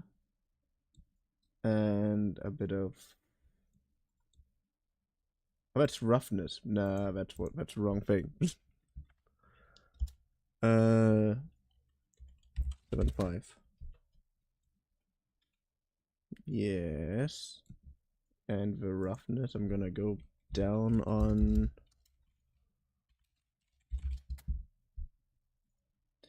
Ah, that looks too metallic.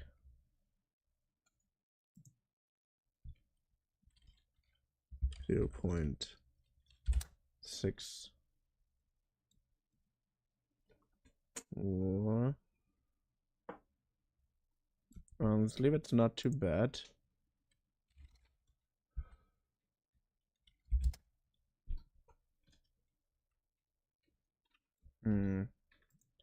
Still have to get you down a little bit. Oh, that actually looks good. Yeah, I think I like that. Do I like that? Do I like that? Let's press F12 to see if I like that. I still don't know why you are doing this to me. But sure. Fuck my coffee cup, I guess.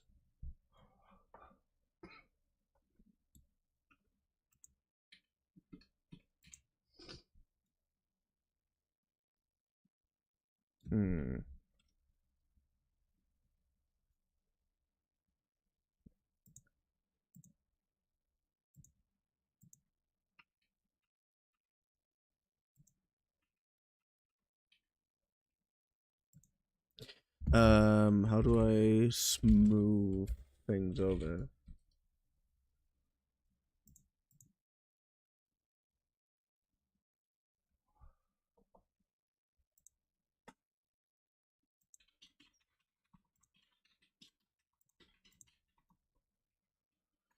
Is that perhaps the issue? Let's press F12 again. No, that wasn't the issue. You have the subdiv modifier disabled for render image. How?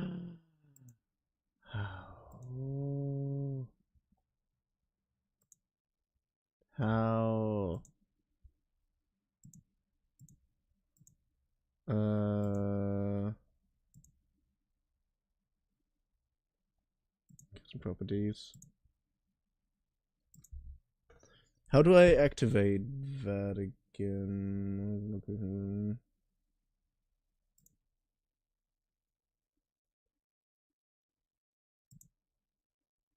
How do I turn you on?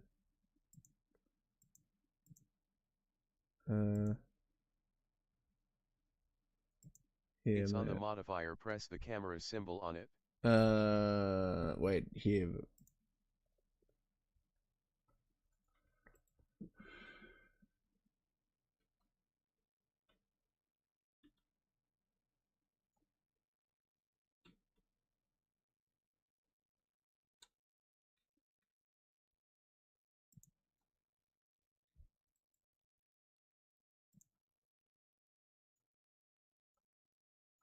Yeah. Yeah.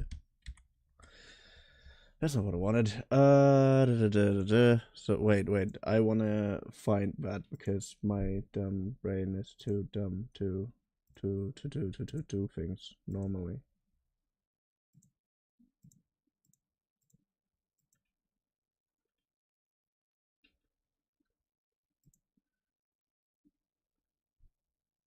You removed the modifier. I remove. Wait, when did I remove modifier?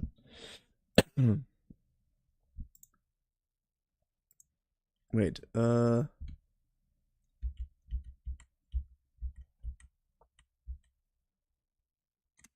it is.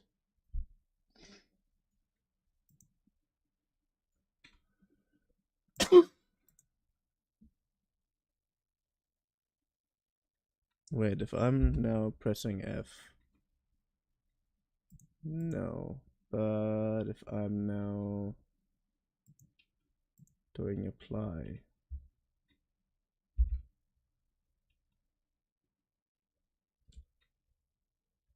Yes.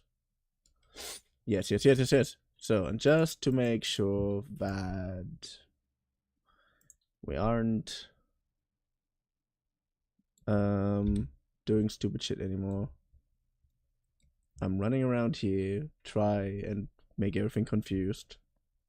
Yes, F12. Good, there you are. There you are. See? I know I'm an idiot, but I know how things work too. Yeah, I think at least. I'm not too sure. Mug. Like, wait, do I like the mug as it is? I kinda like the mug. But I do think I need to add a little bit more.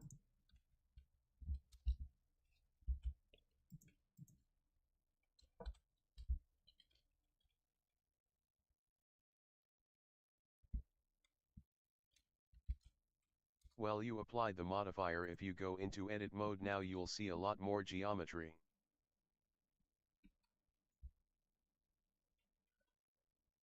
Wait a second. F12. Oh yeah, I like that more. Just a little bit, but I do like that a lot more. Good. Schließen.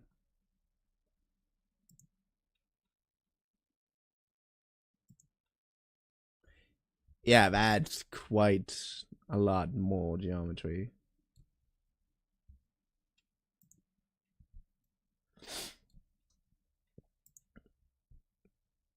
And wait, I still wanna do that guy.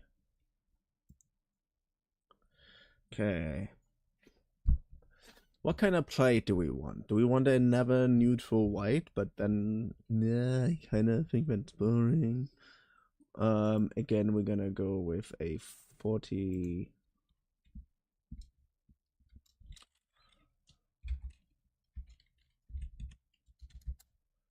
To metallic.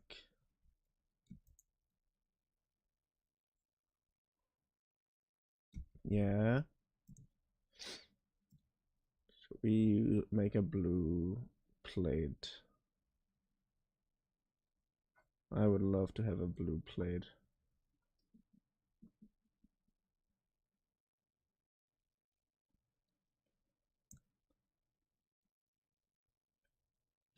A blue plate? That's not very blue of you. Good.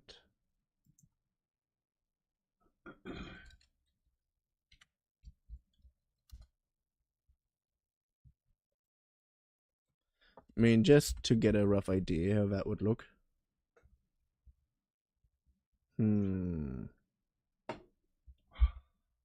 That's almost too blue. I need you to tone it down a little bit.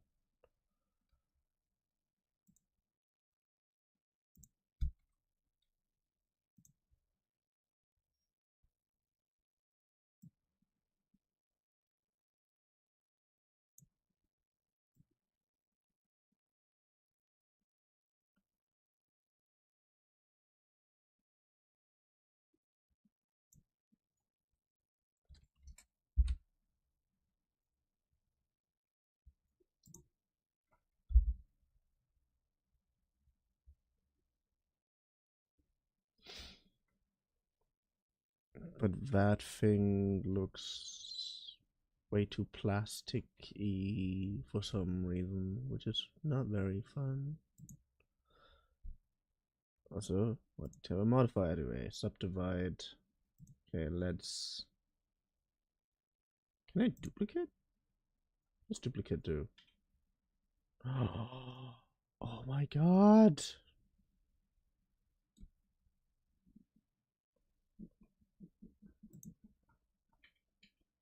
Apply. And oh damn. Apply. That made it look so much better for some reason. That's so fun. Subdivision. Let's apply you too. Yeah, I know. I know how things work, do. Now it actually looks like a plate. Nice. Oh god. Why does it now actually look like a plate?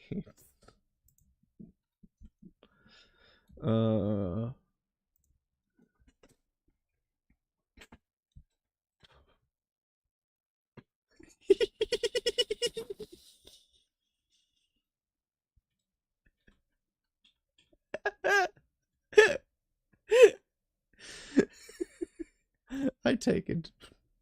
I take it.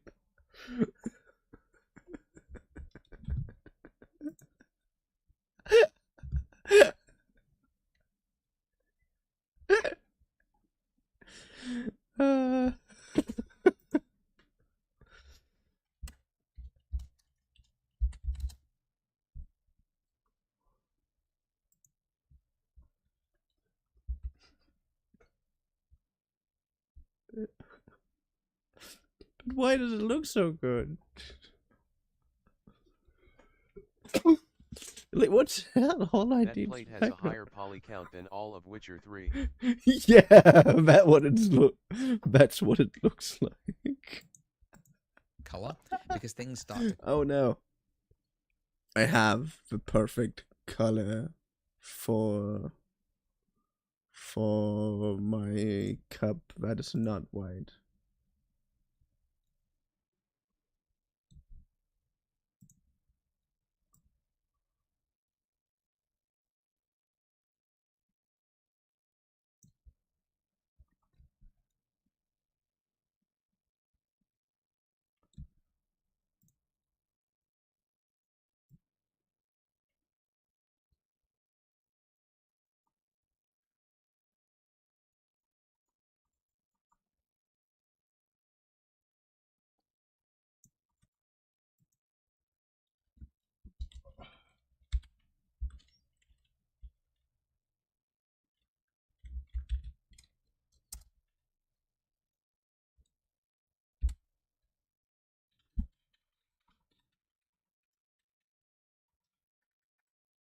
Not bad.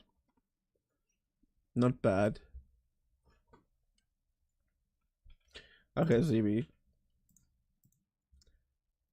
Willst du sehen, willst du wissen, was das komplexeste Ding in meiner Blender Hausaufgabe gerade ist? Sebi?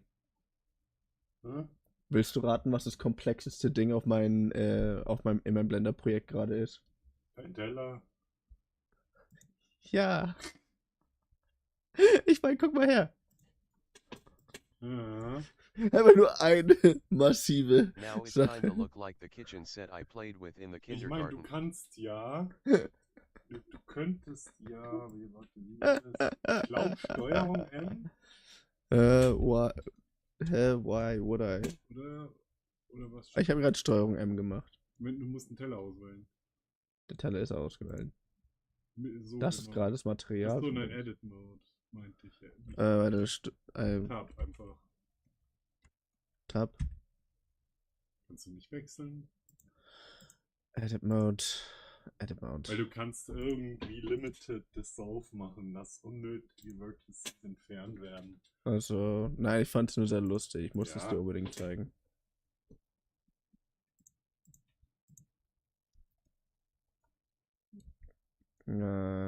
Shader Mode. Uh, the kitchens that I played with in kindergarten. The thing is, my colors are well, brown, blue, and pink. So I kind of want to put that in here, you know? So I kind of want to put that in here without looking too plasticky. Oh yeah, I make this just a metal cup. You know, one of those colored metal cups. So I'm actually gonna put you on 74.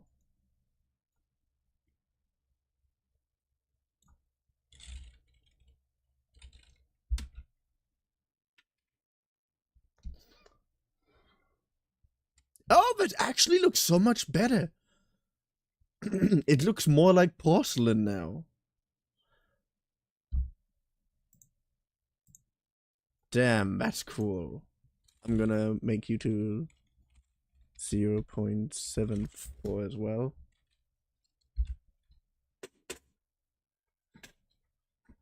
Yeah, it does look a lot better.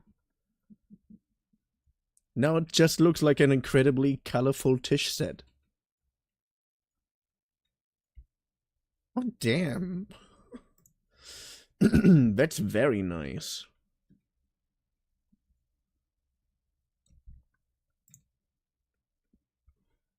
And what about you? Do I have to increase your roughness? Like I'm marking your roughness to currently 45.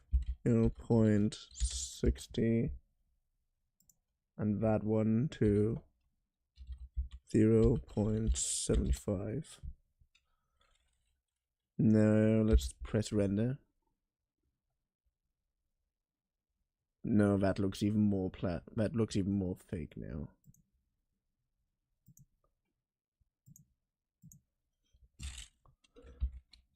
Point 6.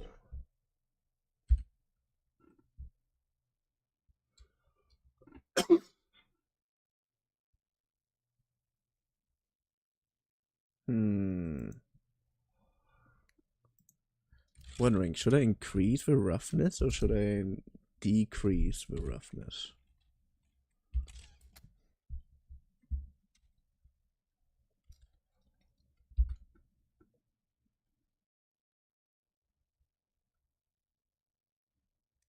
Oh, that got something to it. It's somewhere in between.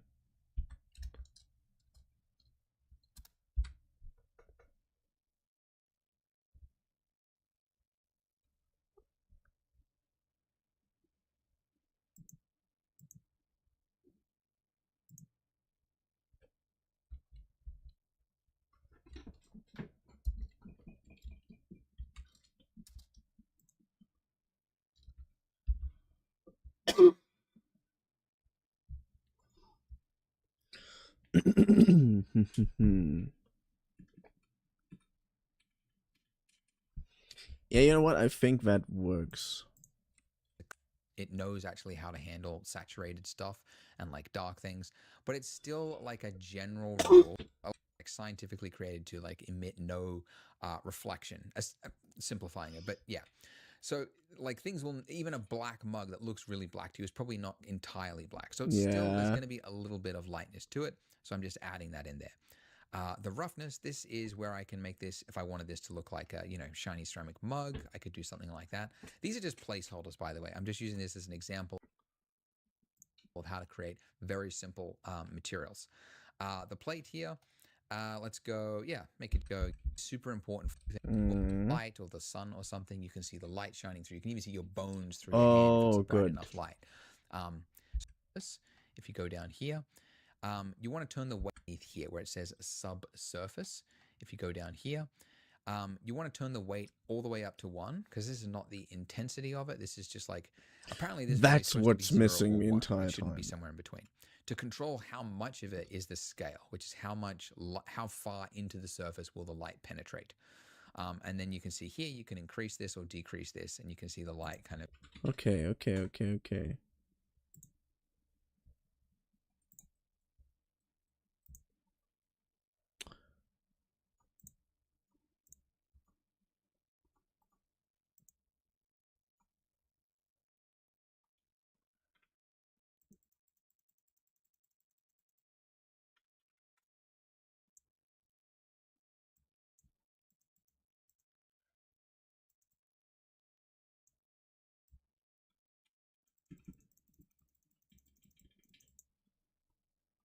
Wait.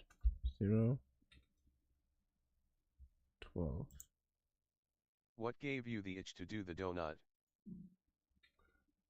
The fact that I want to learn programming and making games and stuff like that. But also because I'm a VTuber. And because I want to work on my model on my own. I made my model on my own already, but I made it in Vroid, you know? Also that you can download it normally, but it's also free on Steam. And it's a good program to make an avatar, but if you actually want to add something to it and the avatar is already finished, you can't do anything with it. And I already have a Blender plugin that lets me manipulate VRM programs, VRM files, which is this thing. And with that, for example, I changed my eye and my skin color and stuff. So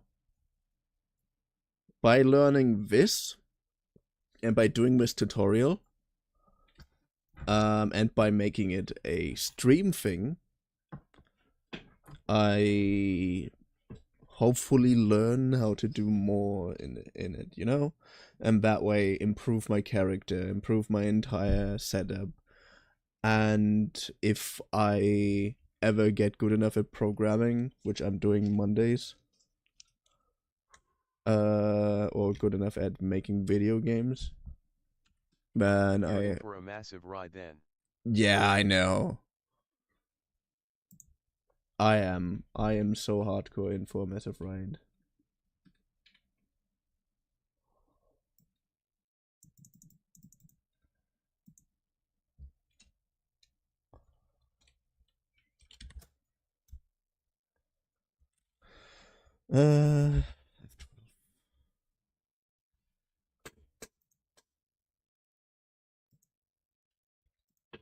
Get into it. Now, by default, it looks red, which I also think is a mistake. It's very suitable for characters because characters need red because inside a character is blood, right? But for every other thing like food, it shouldn't be red. And confusingly, and I know there's a mathematical reason for this because of like how light. You're on the exact same path as me, currently studying programming while doing Blender on the side.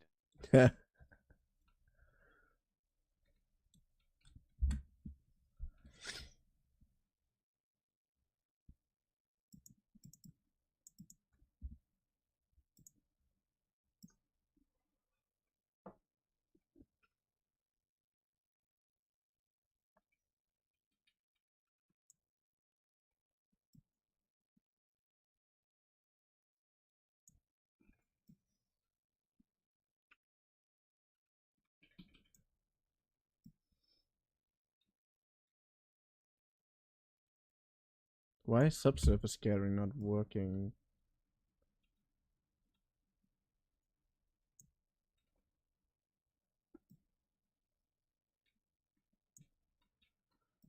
What language are you going for? What do you mean?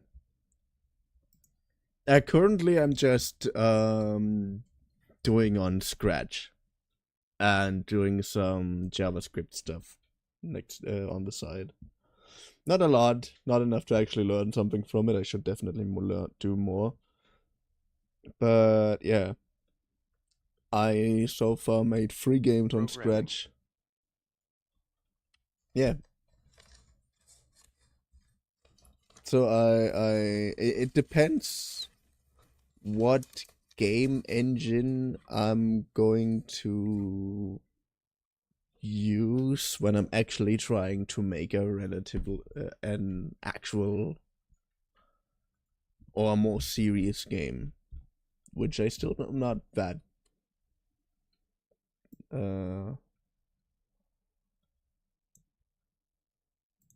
I'm not that smart.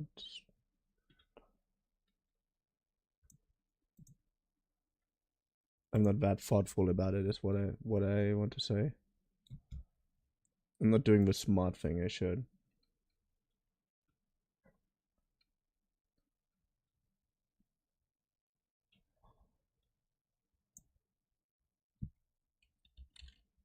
12. It looks a lot more chocolatey. That's for sure.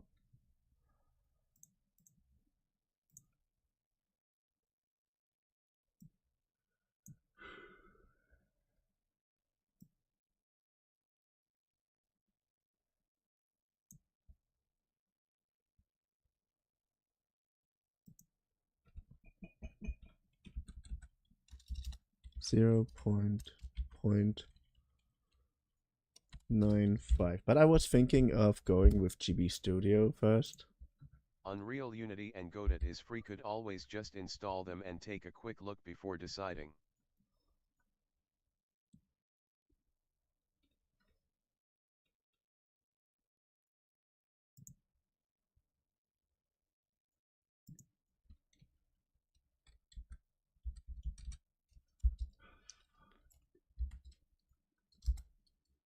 Chibi Studio. Game Boy Studio.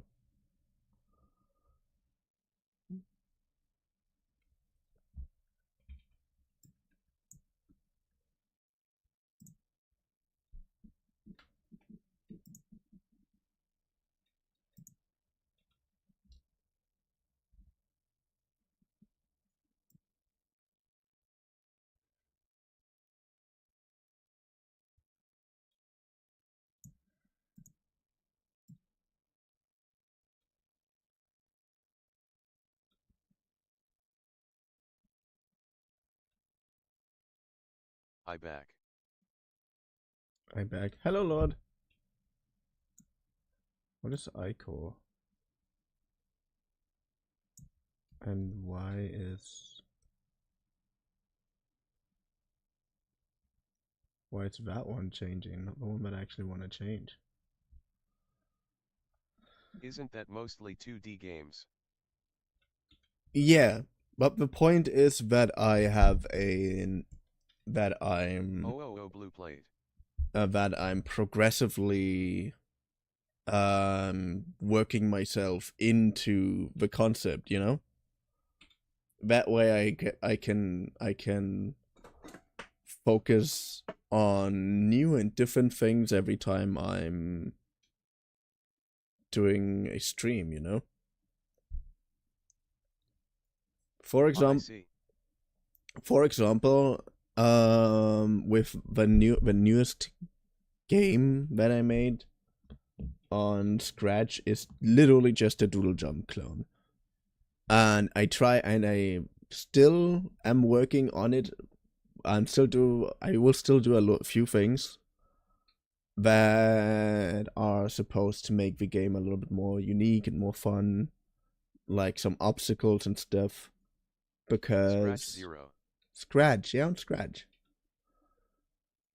And the way I mean, it's a cool thing to work with when you want to get into it. Which I only know because my roommate made me aware of these things. In the physics. But yeah, I think my I think that is okay that way. Is it? Yeah, I actually like how that looks. You still look a little fake, but honestly, a good piece of chocolate sometimes looks like plastic. As dumb as it sounds. Are you adding sprinkles to like Donut Zero? I'm not sure. So that's how I understand it. So they've made the color of the subsurface R, G, and B separated here. So you can see we've got red as 1, then we've got green as 0.2, and then blue as 0.1. So essentially, I need to clear all those out and make them 1, which, here's a tip, you can drag over multiple values in Blender. So if you just click and drag down across something, and then you can just type in 1 and then hit enter, and it makes all of those 1. And then now I can, tweak this. I can make this look a little bit more milky like that. But we Okay, wait. So he made all these one. I don't know why I opened that, not the actual thing. So one.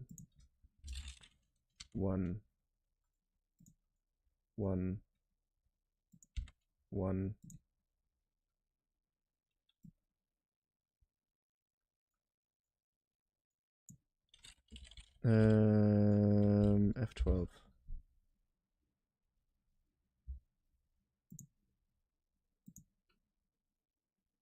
Kristen Burley. What's the difference between these type of subsurface gathering?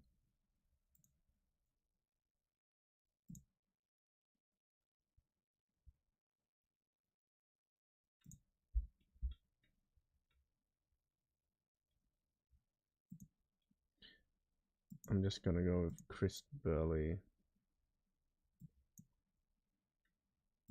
Yeah, I know what this is supposed to be.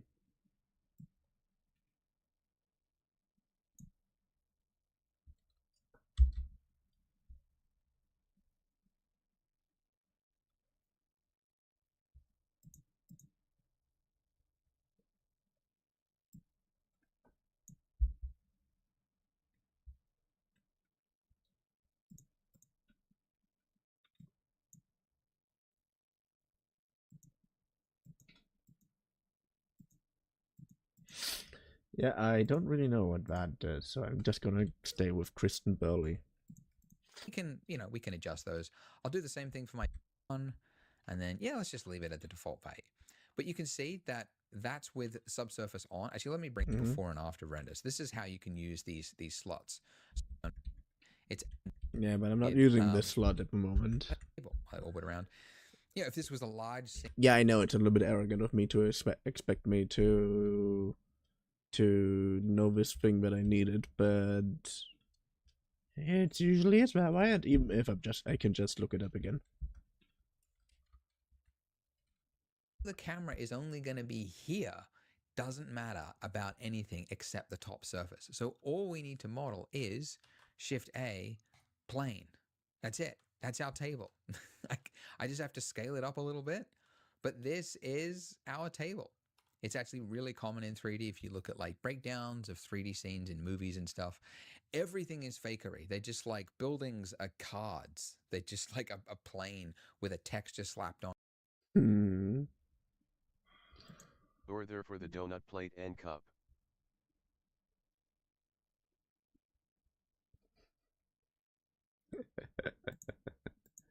Nothing is real. It just reason table to model is Shift A, plane. Oh yeah, you just add a plane. Yeah. Shift A, plane, and move.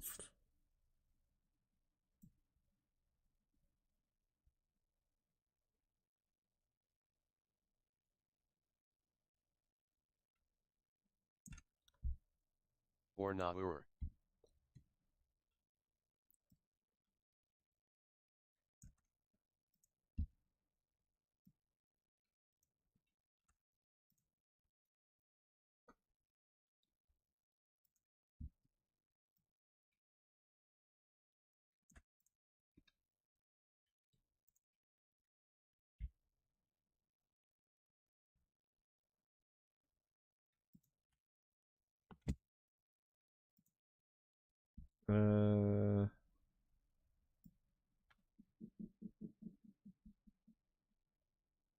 Roughness.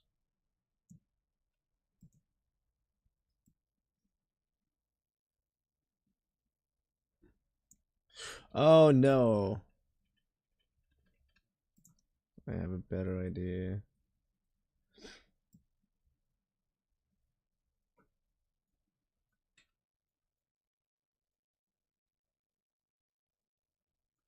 Some green ass table.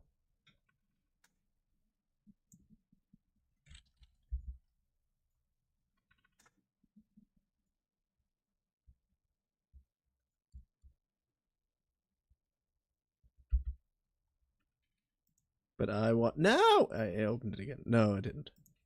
So what I wanna do, I wanna add a texture to it. Does that make sense? Like, can I add? This is scenes in movies. What now? So, for somebody in the 90s, you probably would have won like scholarships for and stuff if you could pull this off. Hard. Yeah, he made this a lot shinier. He made this table also a lot shinier. Or just a Ads. little bit less rough.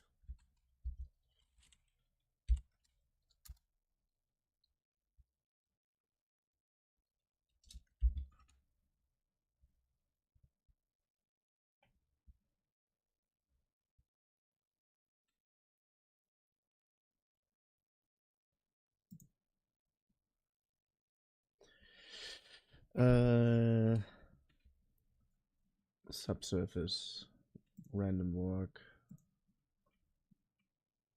code, thin film, a thin film.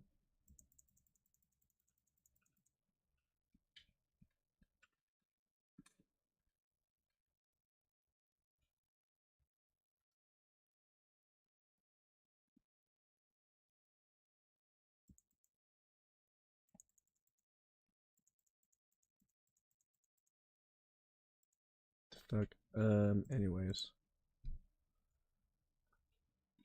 The animation custom properties. New. Prop. I want a.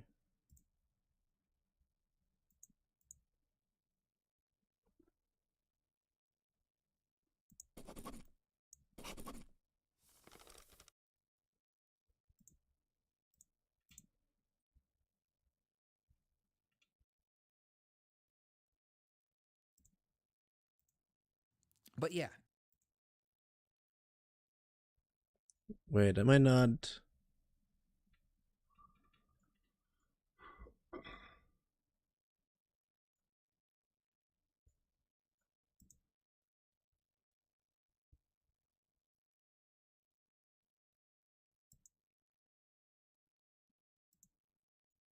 Good.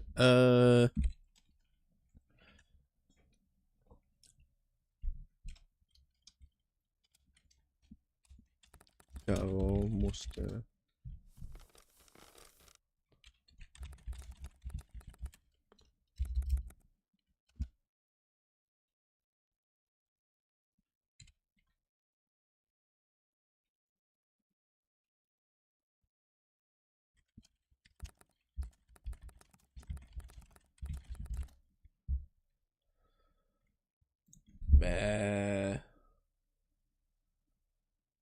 So all I need is a thing like that.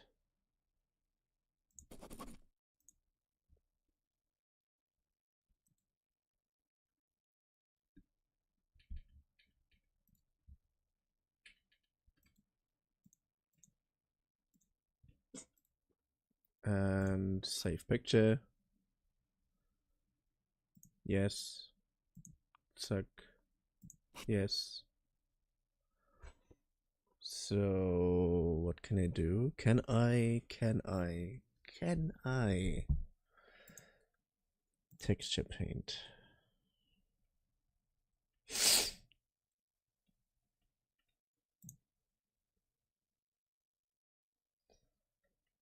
Image.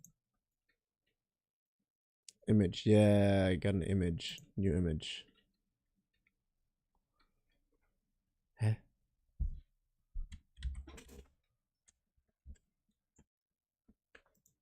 New layer.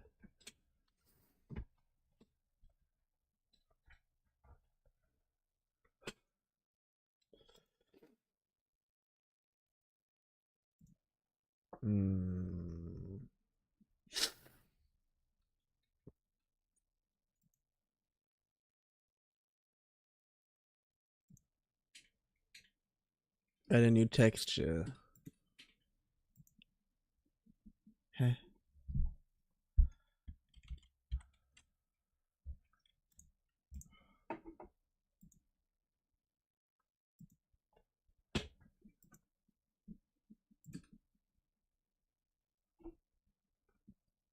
Can I image? Yeah, image open. Oh, you can add image on plane. Image on plane. Also I have to check where exactly it is. I think it's just in downloads, is it? Yeah. This PC downloads.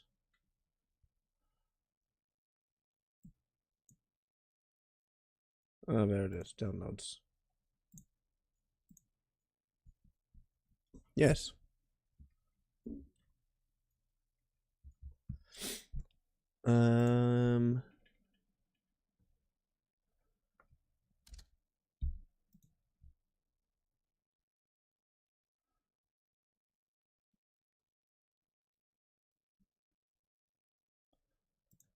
Strength 1.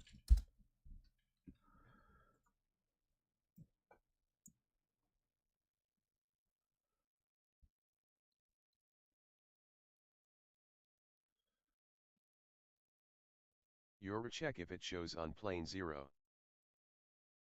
Yeah, I'm a little bit confused at the moment because I don't know how to get rid of this view. Good. Can we go to object mode again? Can we get rid of that thing here, perhaps?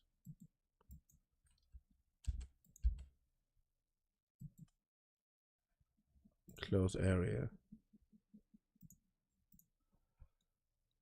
Of course not. Top center go to layout 0. Top center go to layout. Layout.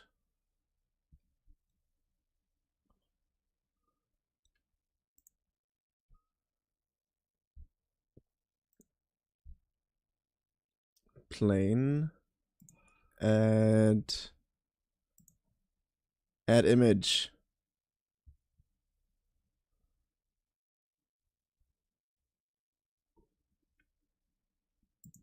Mesh plane. Downloads.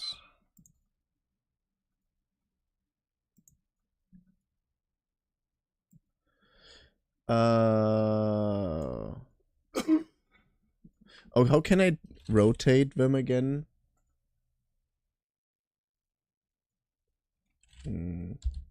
That's not what I want. I want to cover that thing in the image.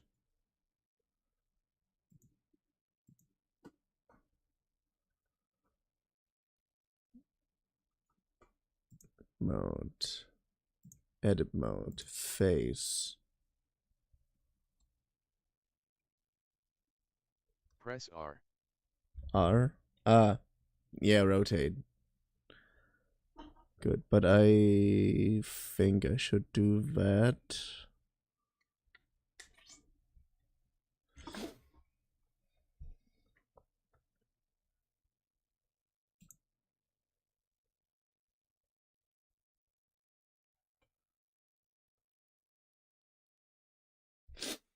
Because I want to learn how to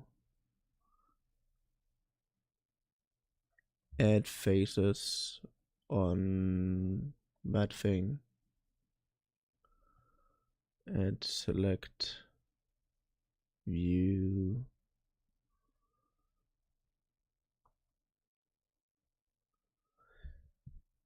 Because if I know how to add it here, I could probably add custom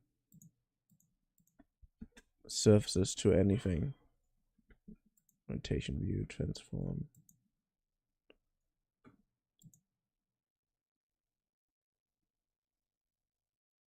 Image editor.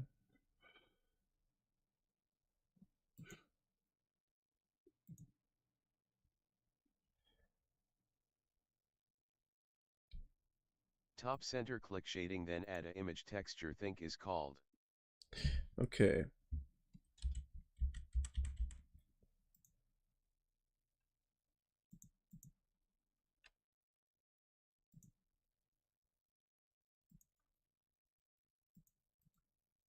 Close area.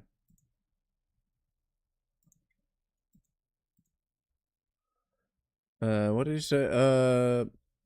Top center, click shading. Ah, shading. And then here in shading, add image.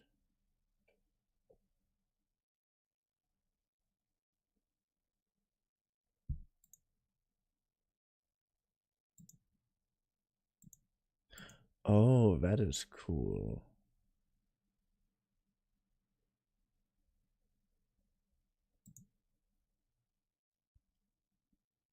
Add texture. Add image texture. Nice.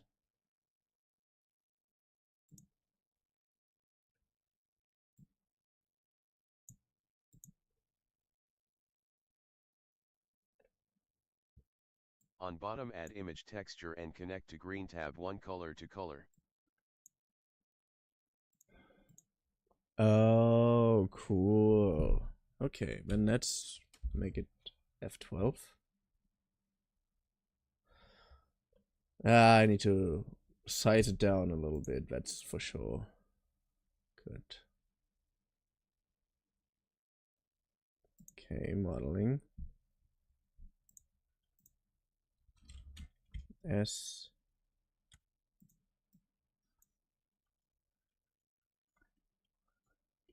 G.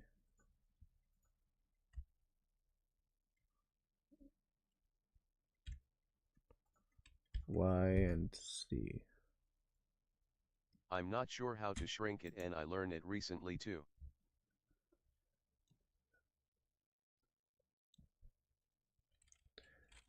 F12.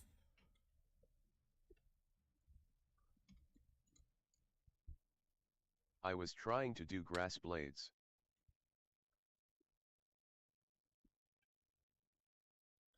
Yeah, my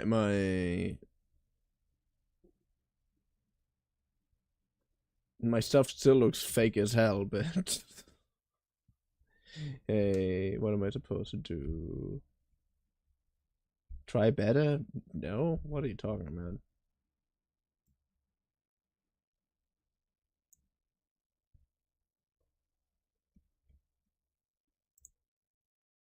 Just scale the UV to oblivion if you want to shrink the texture. Not the best fix but works for this. Just scale the UV into oblivion. You mean on things like icy?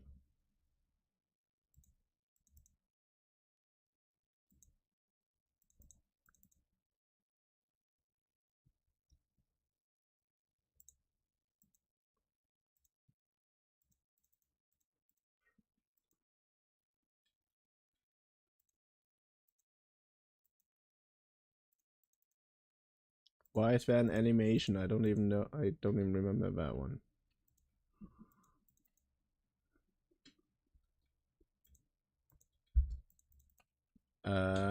Can you stop looking at this one? Like, at all. This is really annoying.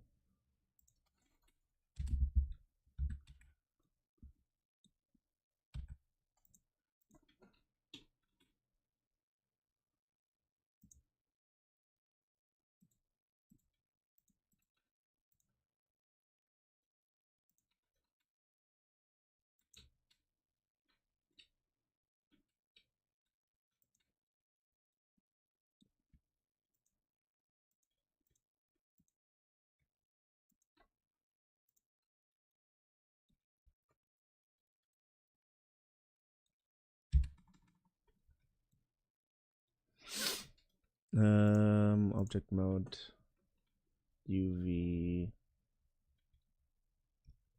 Where's the UV again? What do you just mean by plane? A plane needs the UV.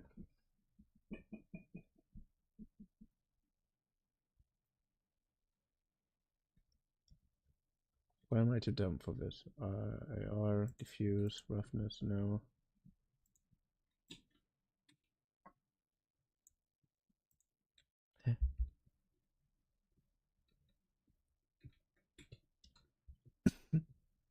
Select the plane then go to the UV editing tab top of the screen. Okay. A plain top of the screen UV. Yeah, of course, UV editing.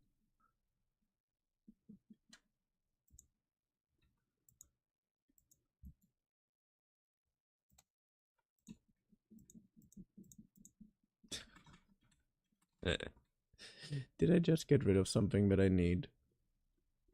Seems like it. What do you say?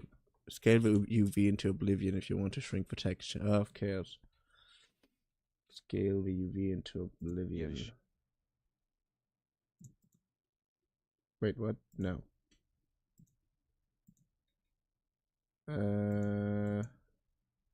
How do I get rid of that? Wait.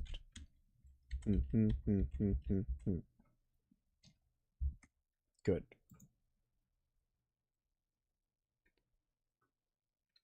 You closed the UV tab. Yeah.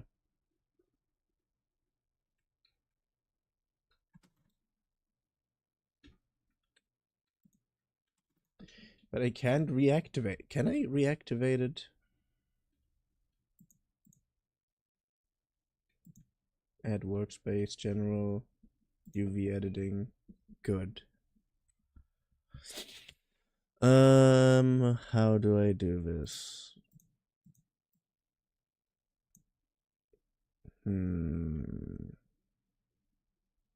UV.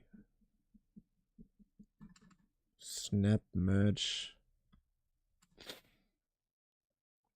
Stitch line, show, hide faces, reset. Down to pixels. Mirror, transform. Just press A on the UV then S and scale it to however big you want.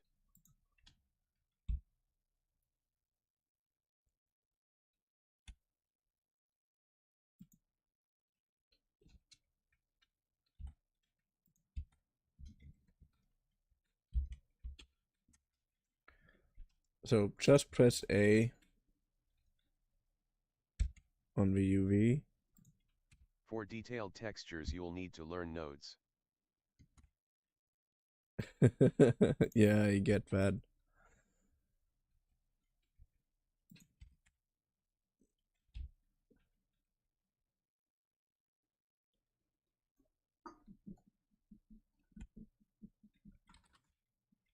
UOFIC that is not a tileable texture. Yeah. I just wanted to have something that looks more live than just a plain old green background, you know?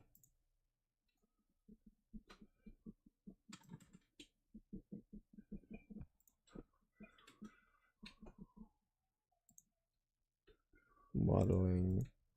Scaling it won't work very well without it. Wait. I have to G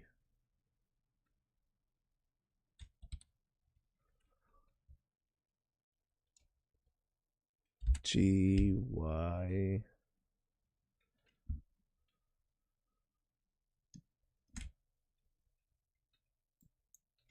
the fuck? No. Stop it. Get some help. F12. You know what? I kind of dig this so far. I can fix. Lords X Najasat use substance or Mari any excuse to get away from shader nodes. I'm keeping this so far, okay? We are already in an almost 3-hour stream, which is more than I usually do. Usually I'm trying to keep it at like a 2-hour pace, you know?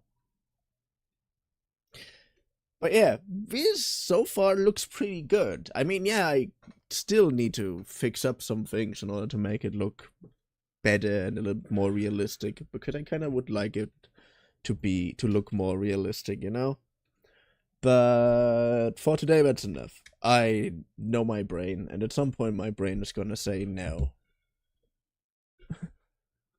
Which is the reasons why we didn't stream last Wednesday a lot, Not because arts, I use nodes. I mean, I have to learn nodes. I have to get used to nodes anyways at some point, because if I'm going to continue working on my my thing here, I have to rearrange some of the nodes in the facial area in order to make smoother and better expressions, you know? But yeah, again, safe. I hope you had fun, for I did have fun. And yeah, I hope to see you in the next stream, video, or whenever you're watching this.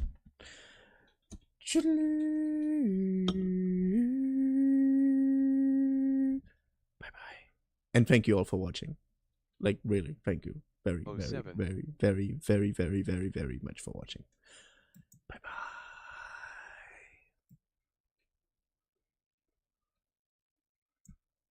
Yeah.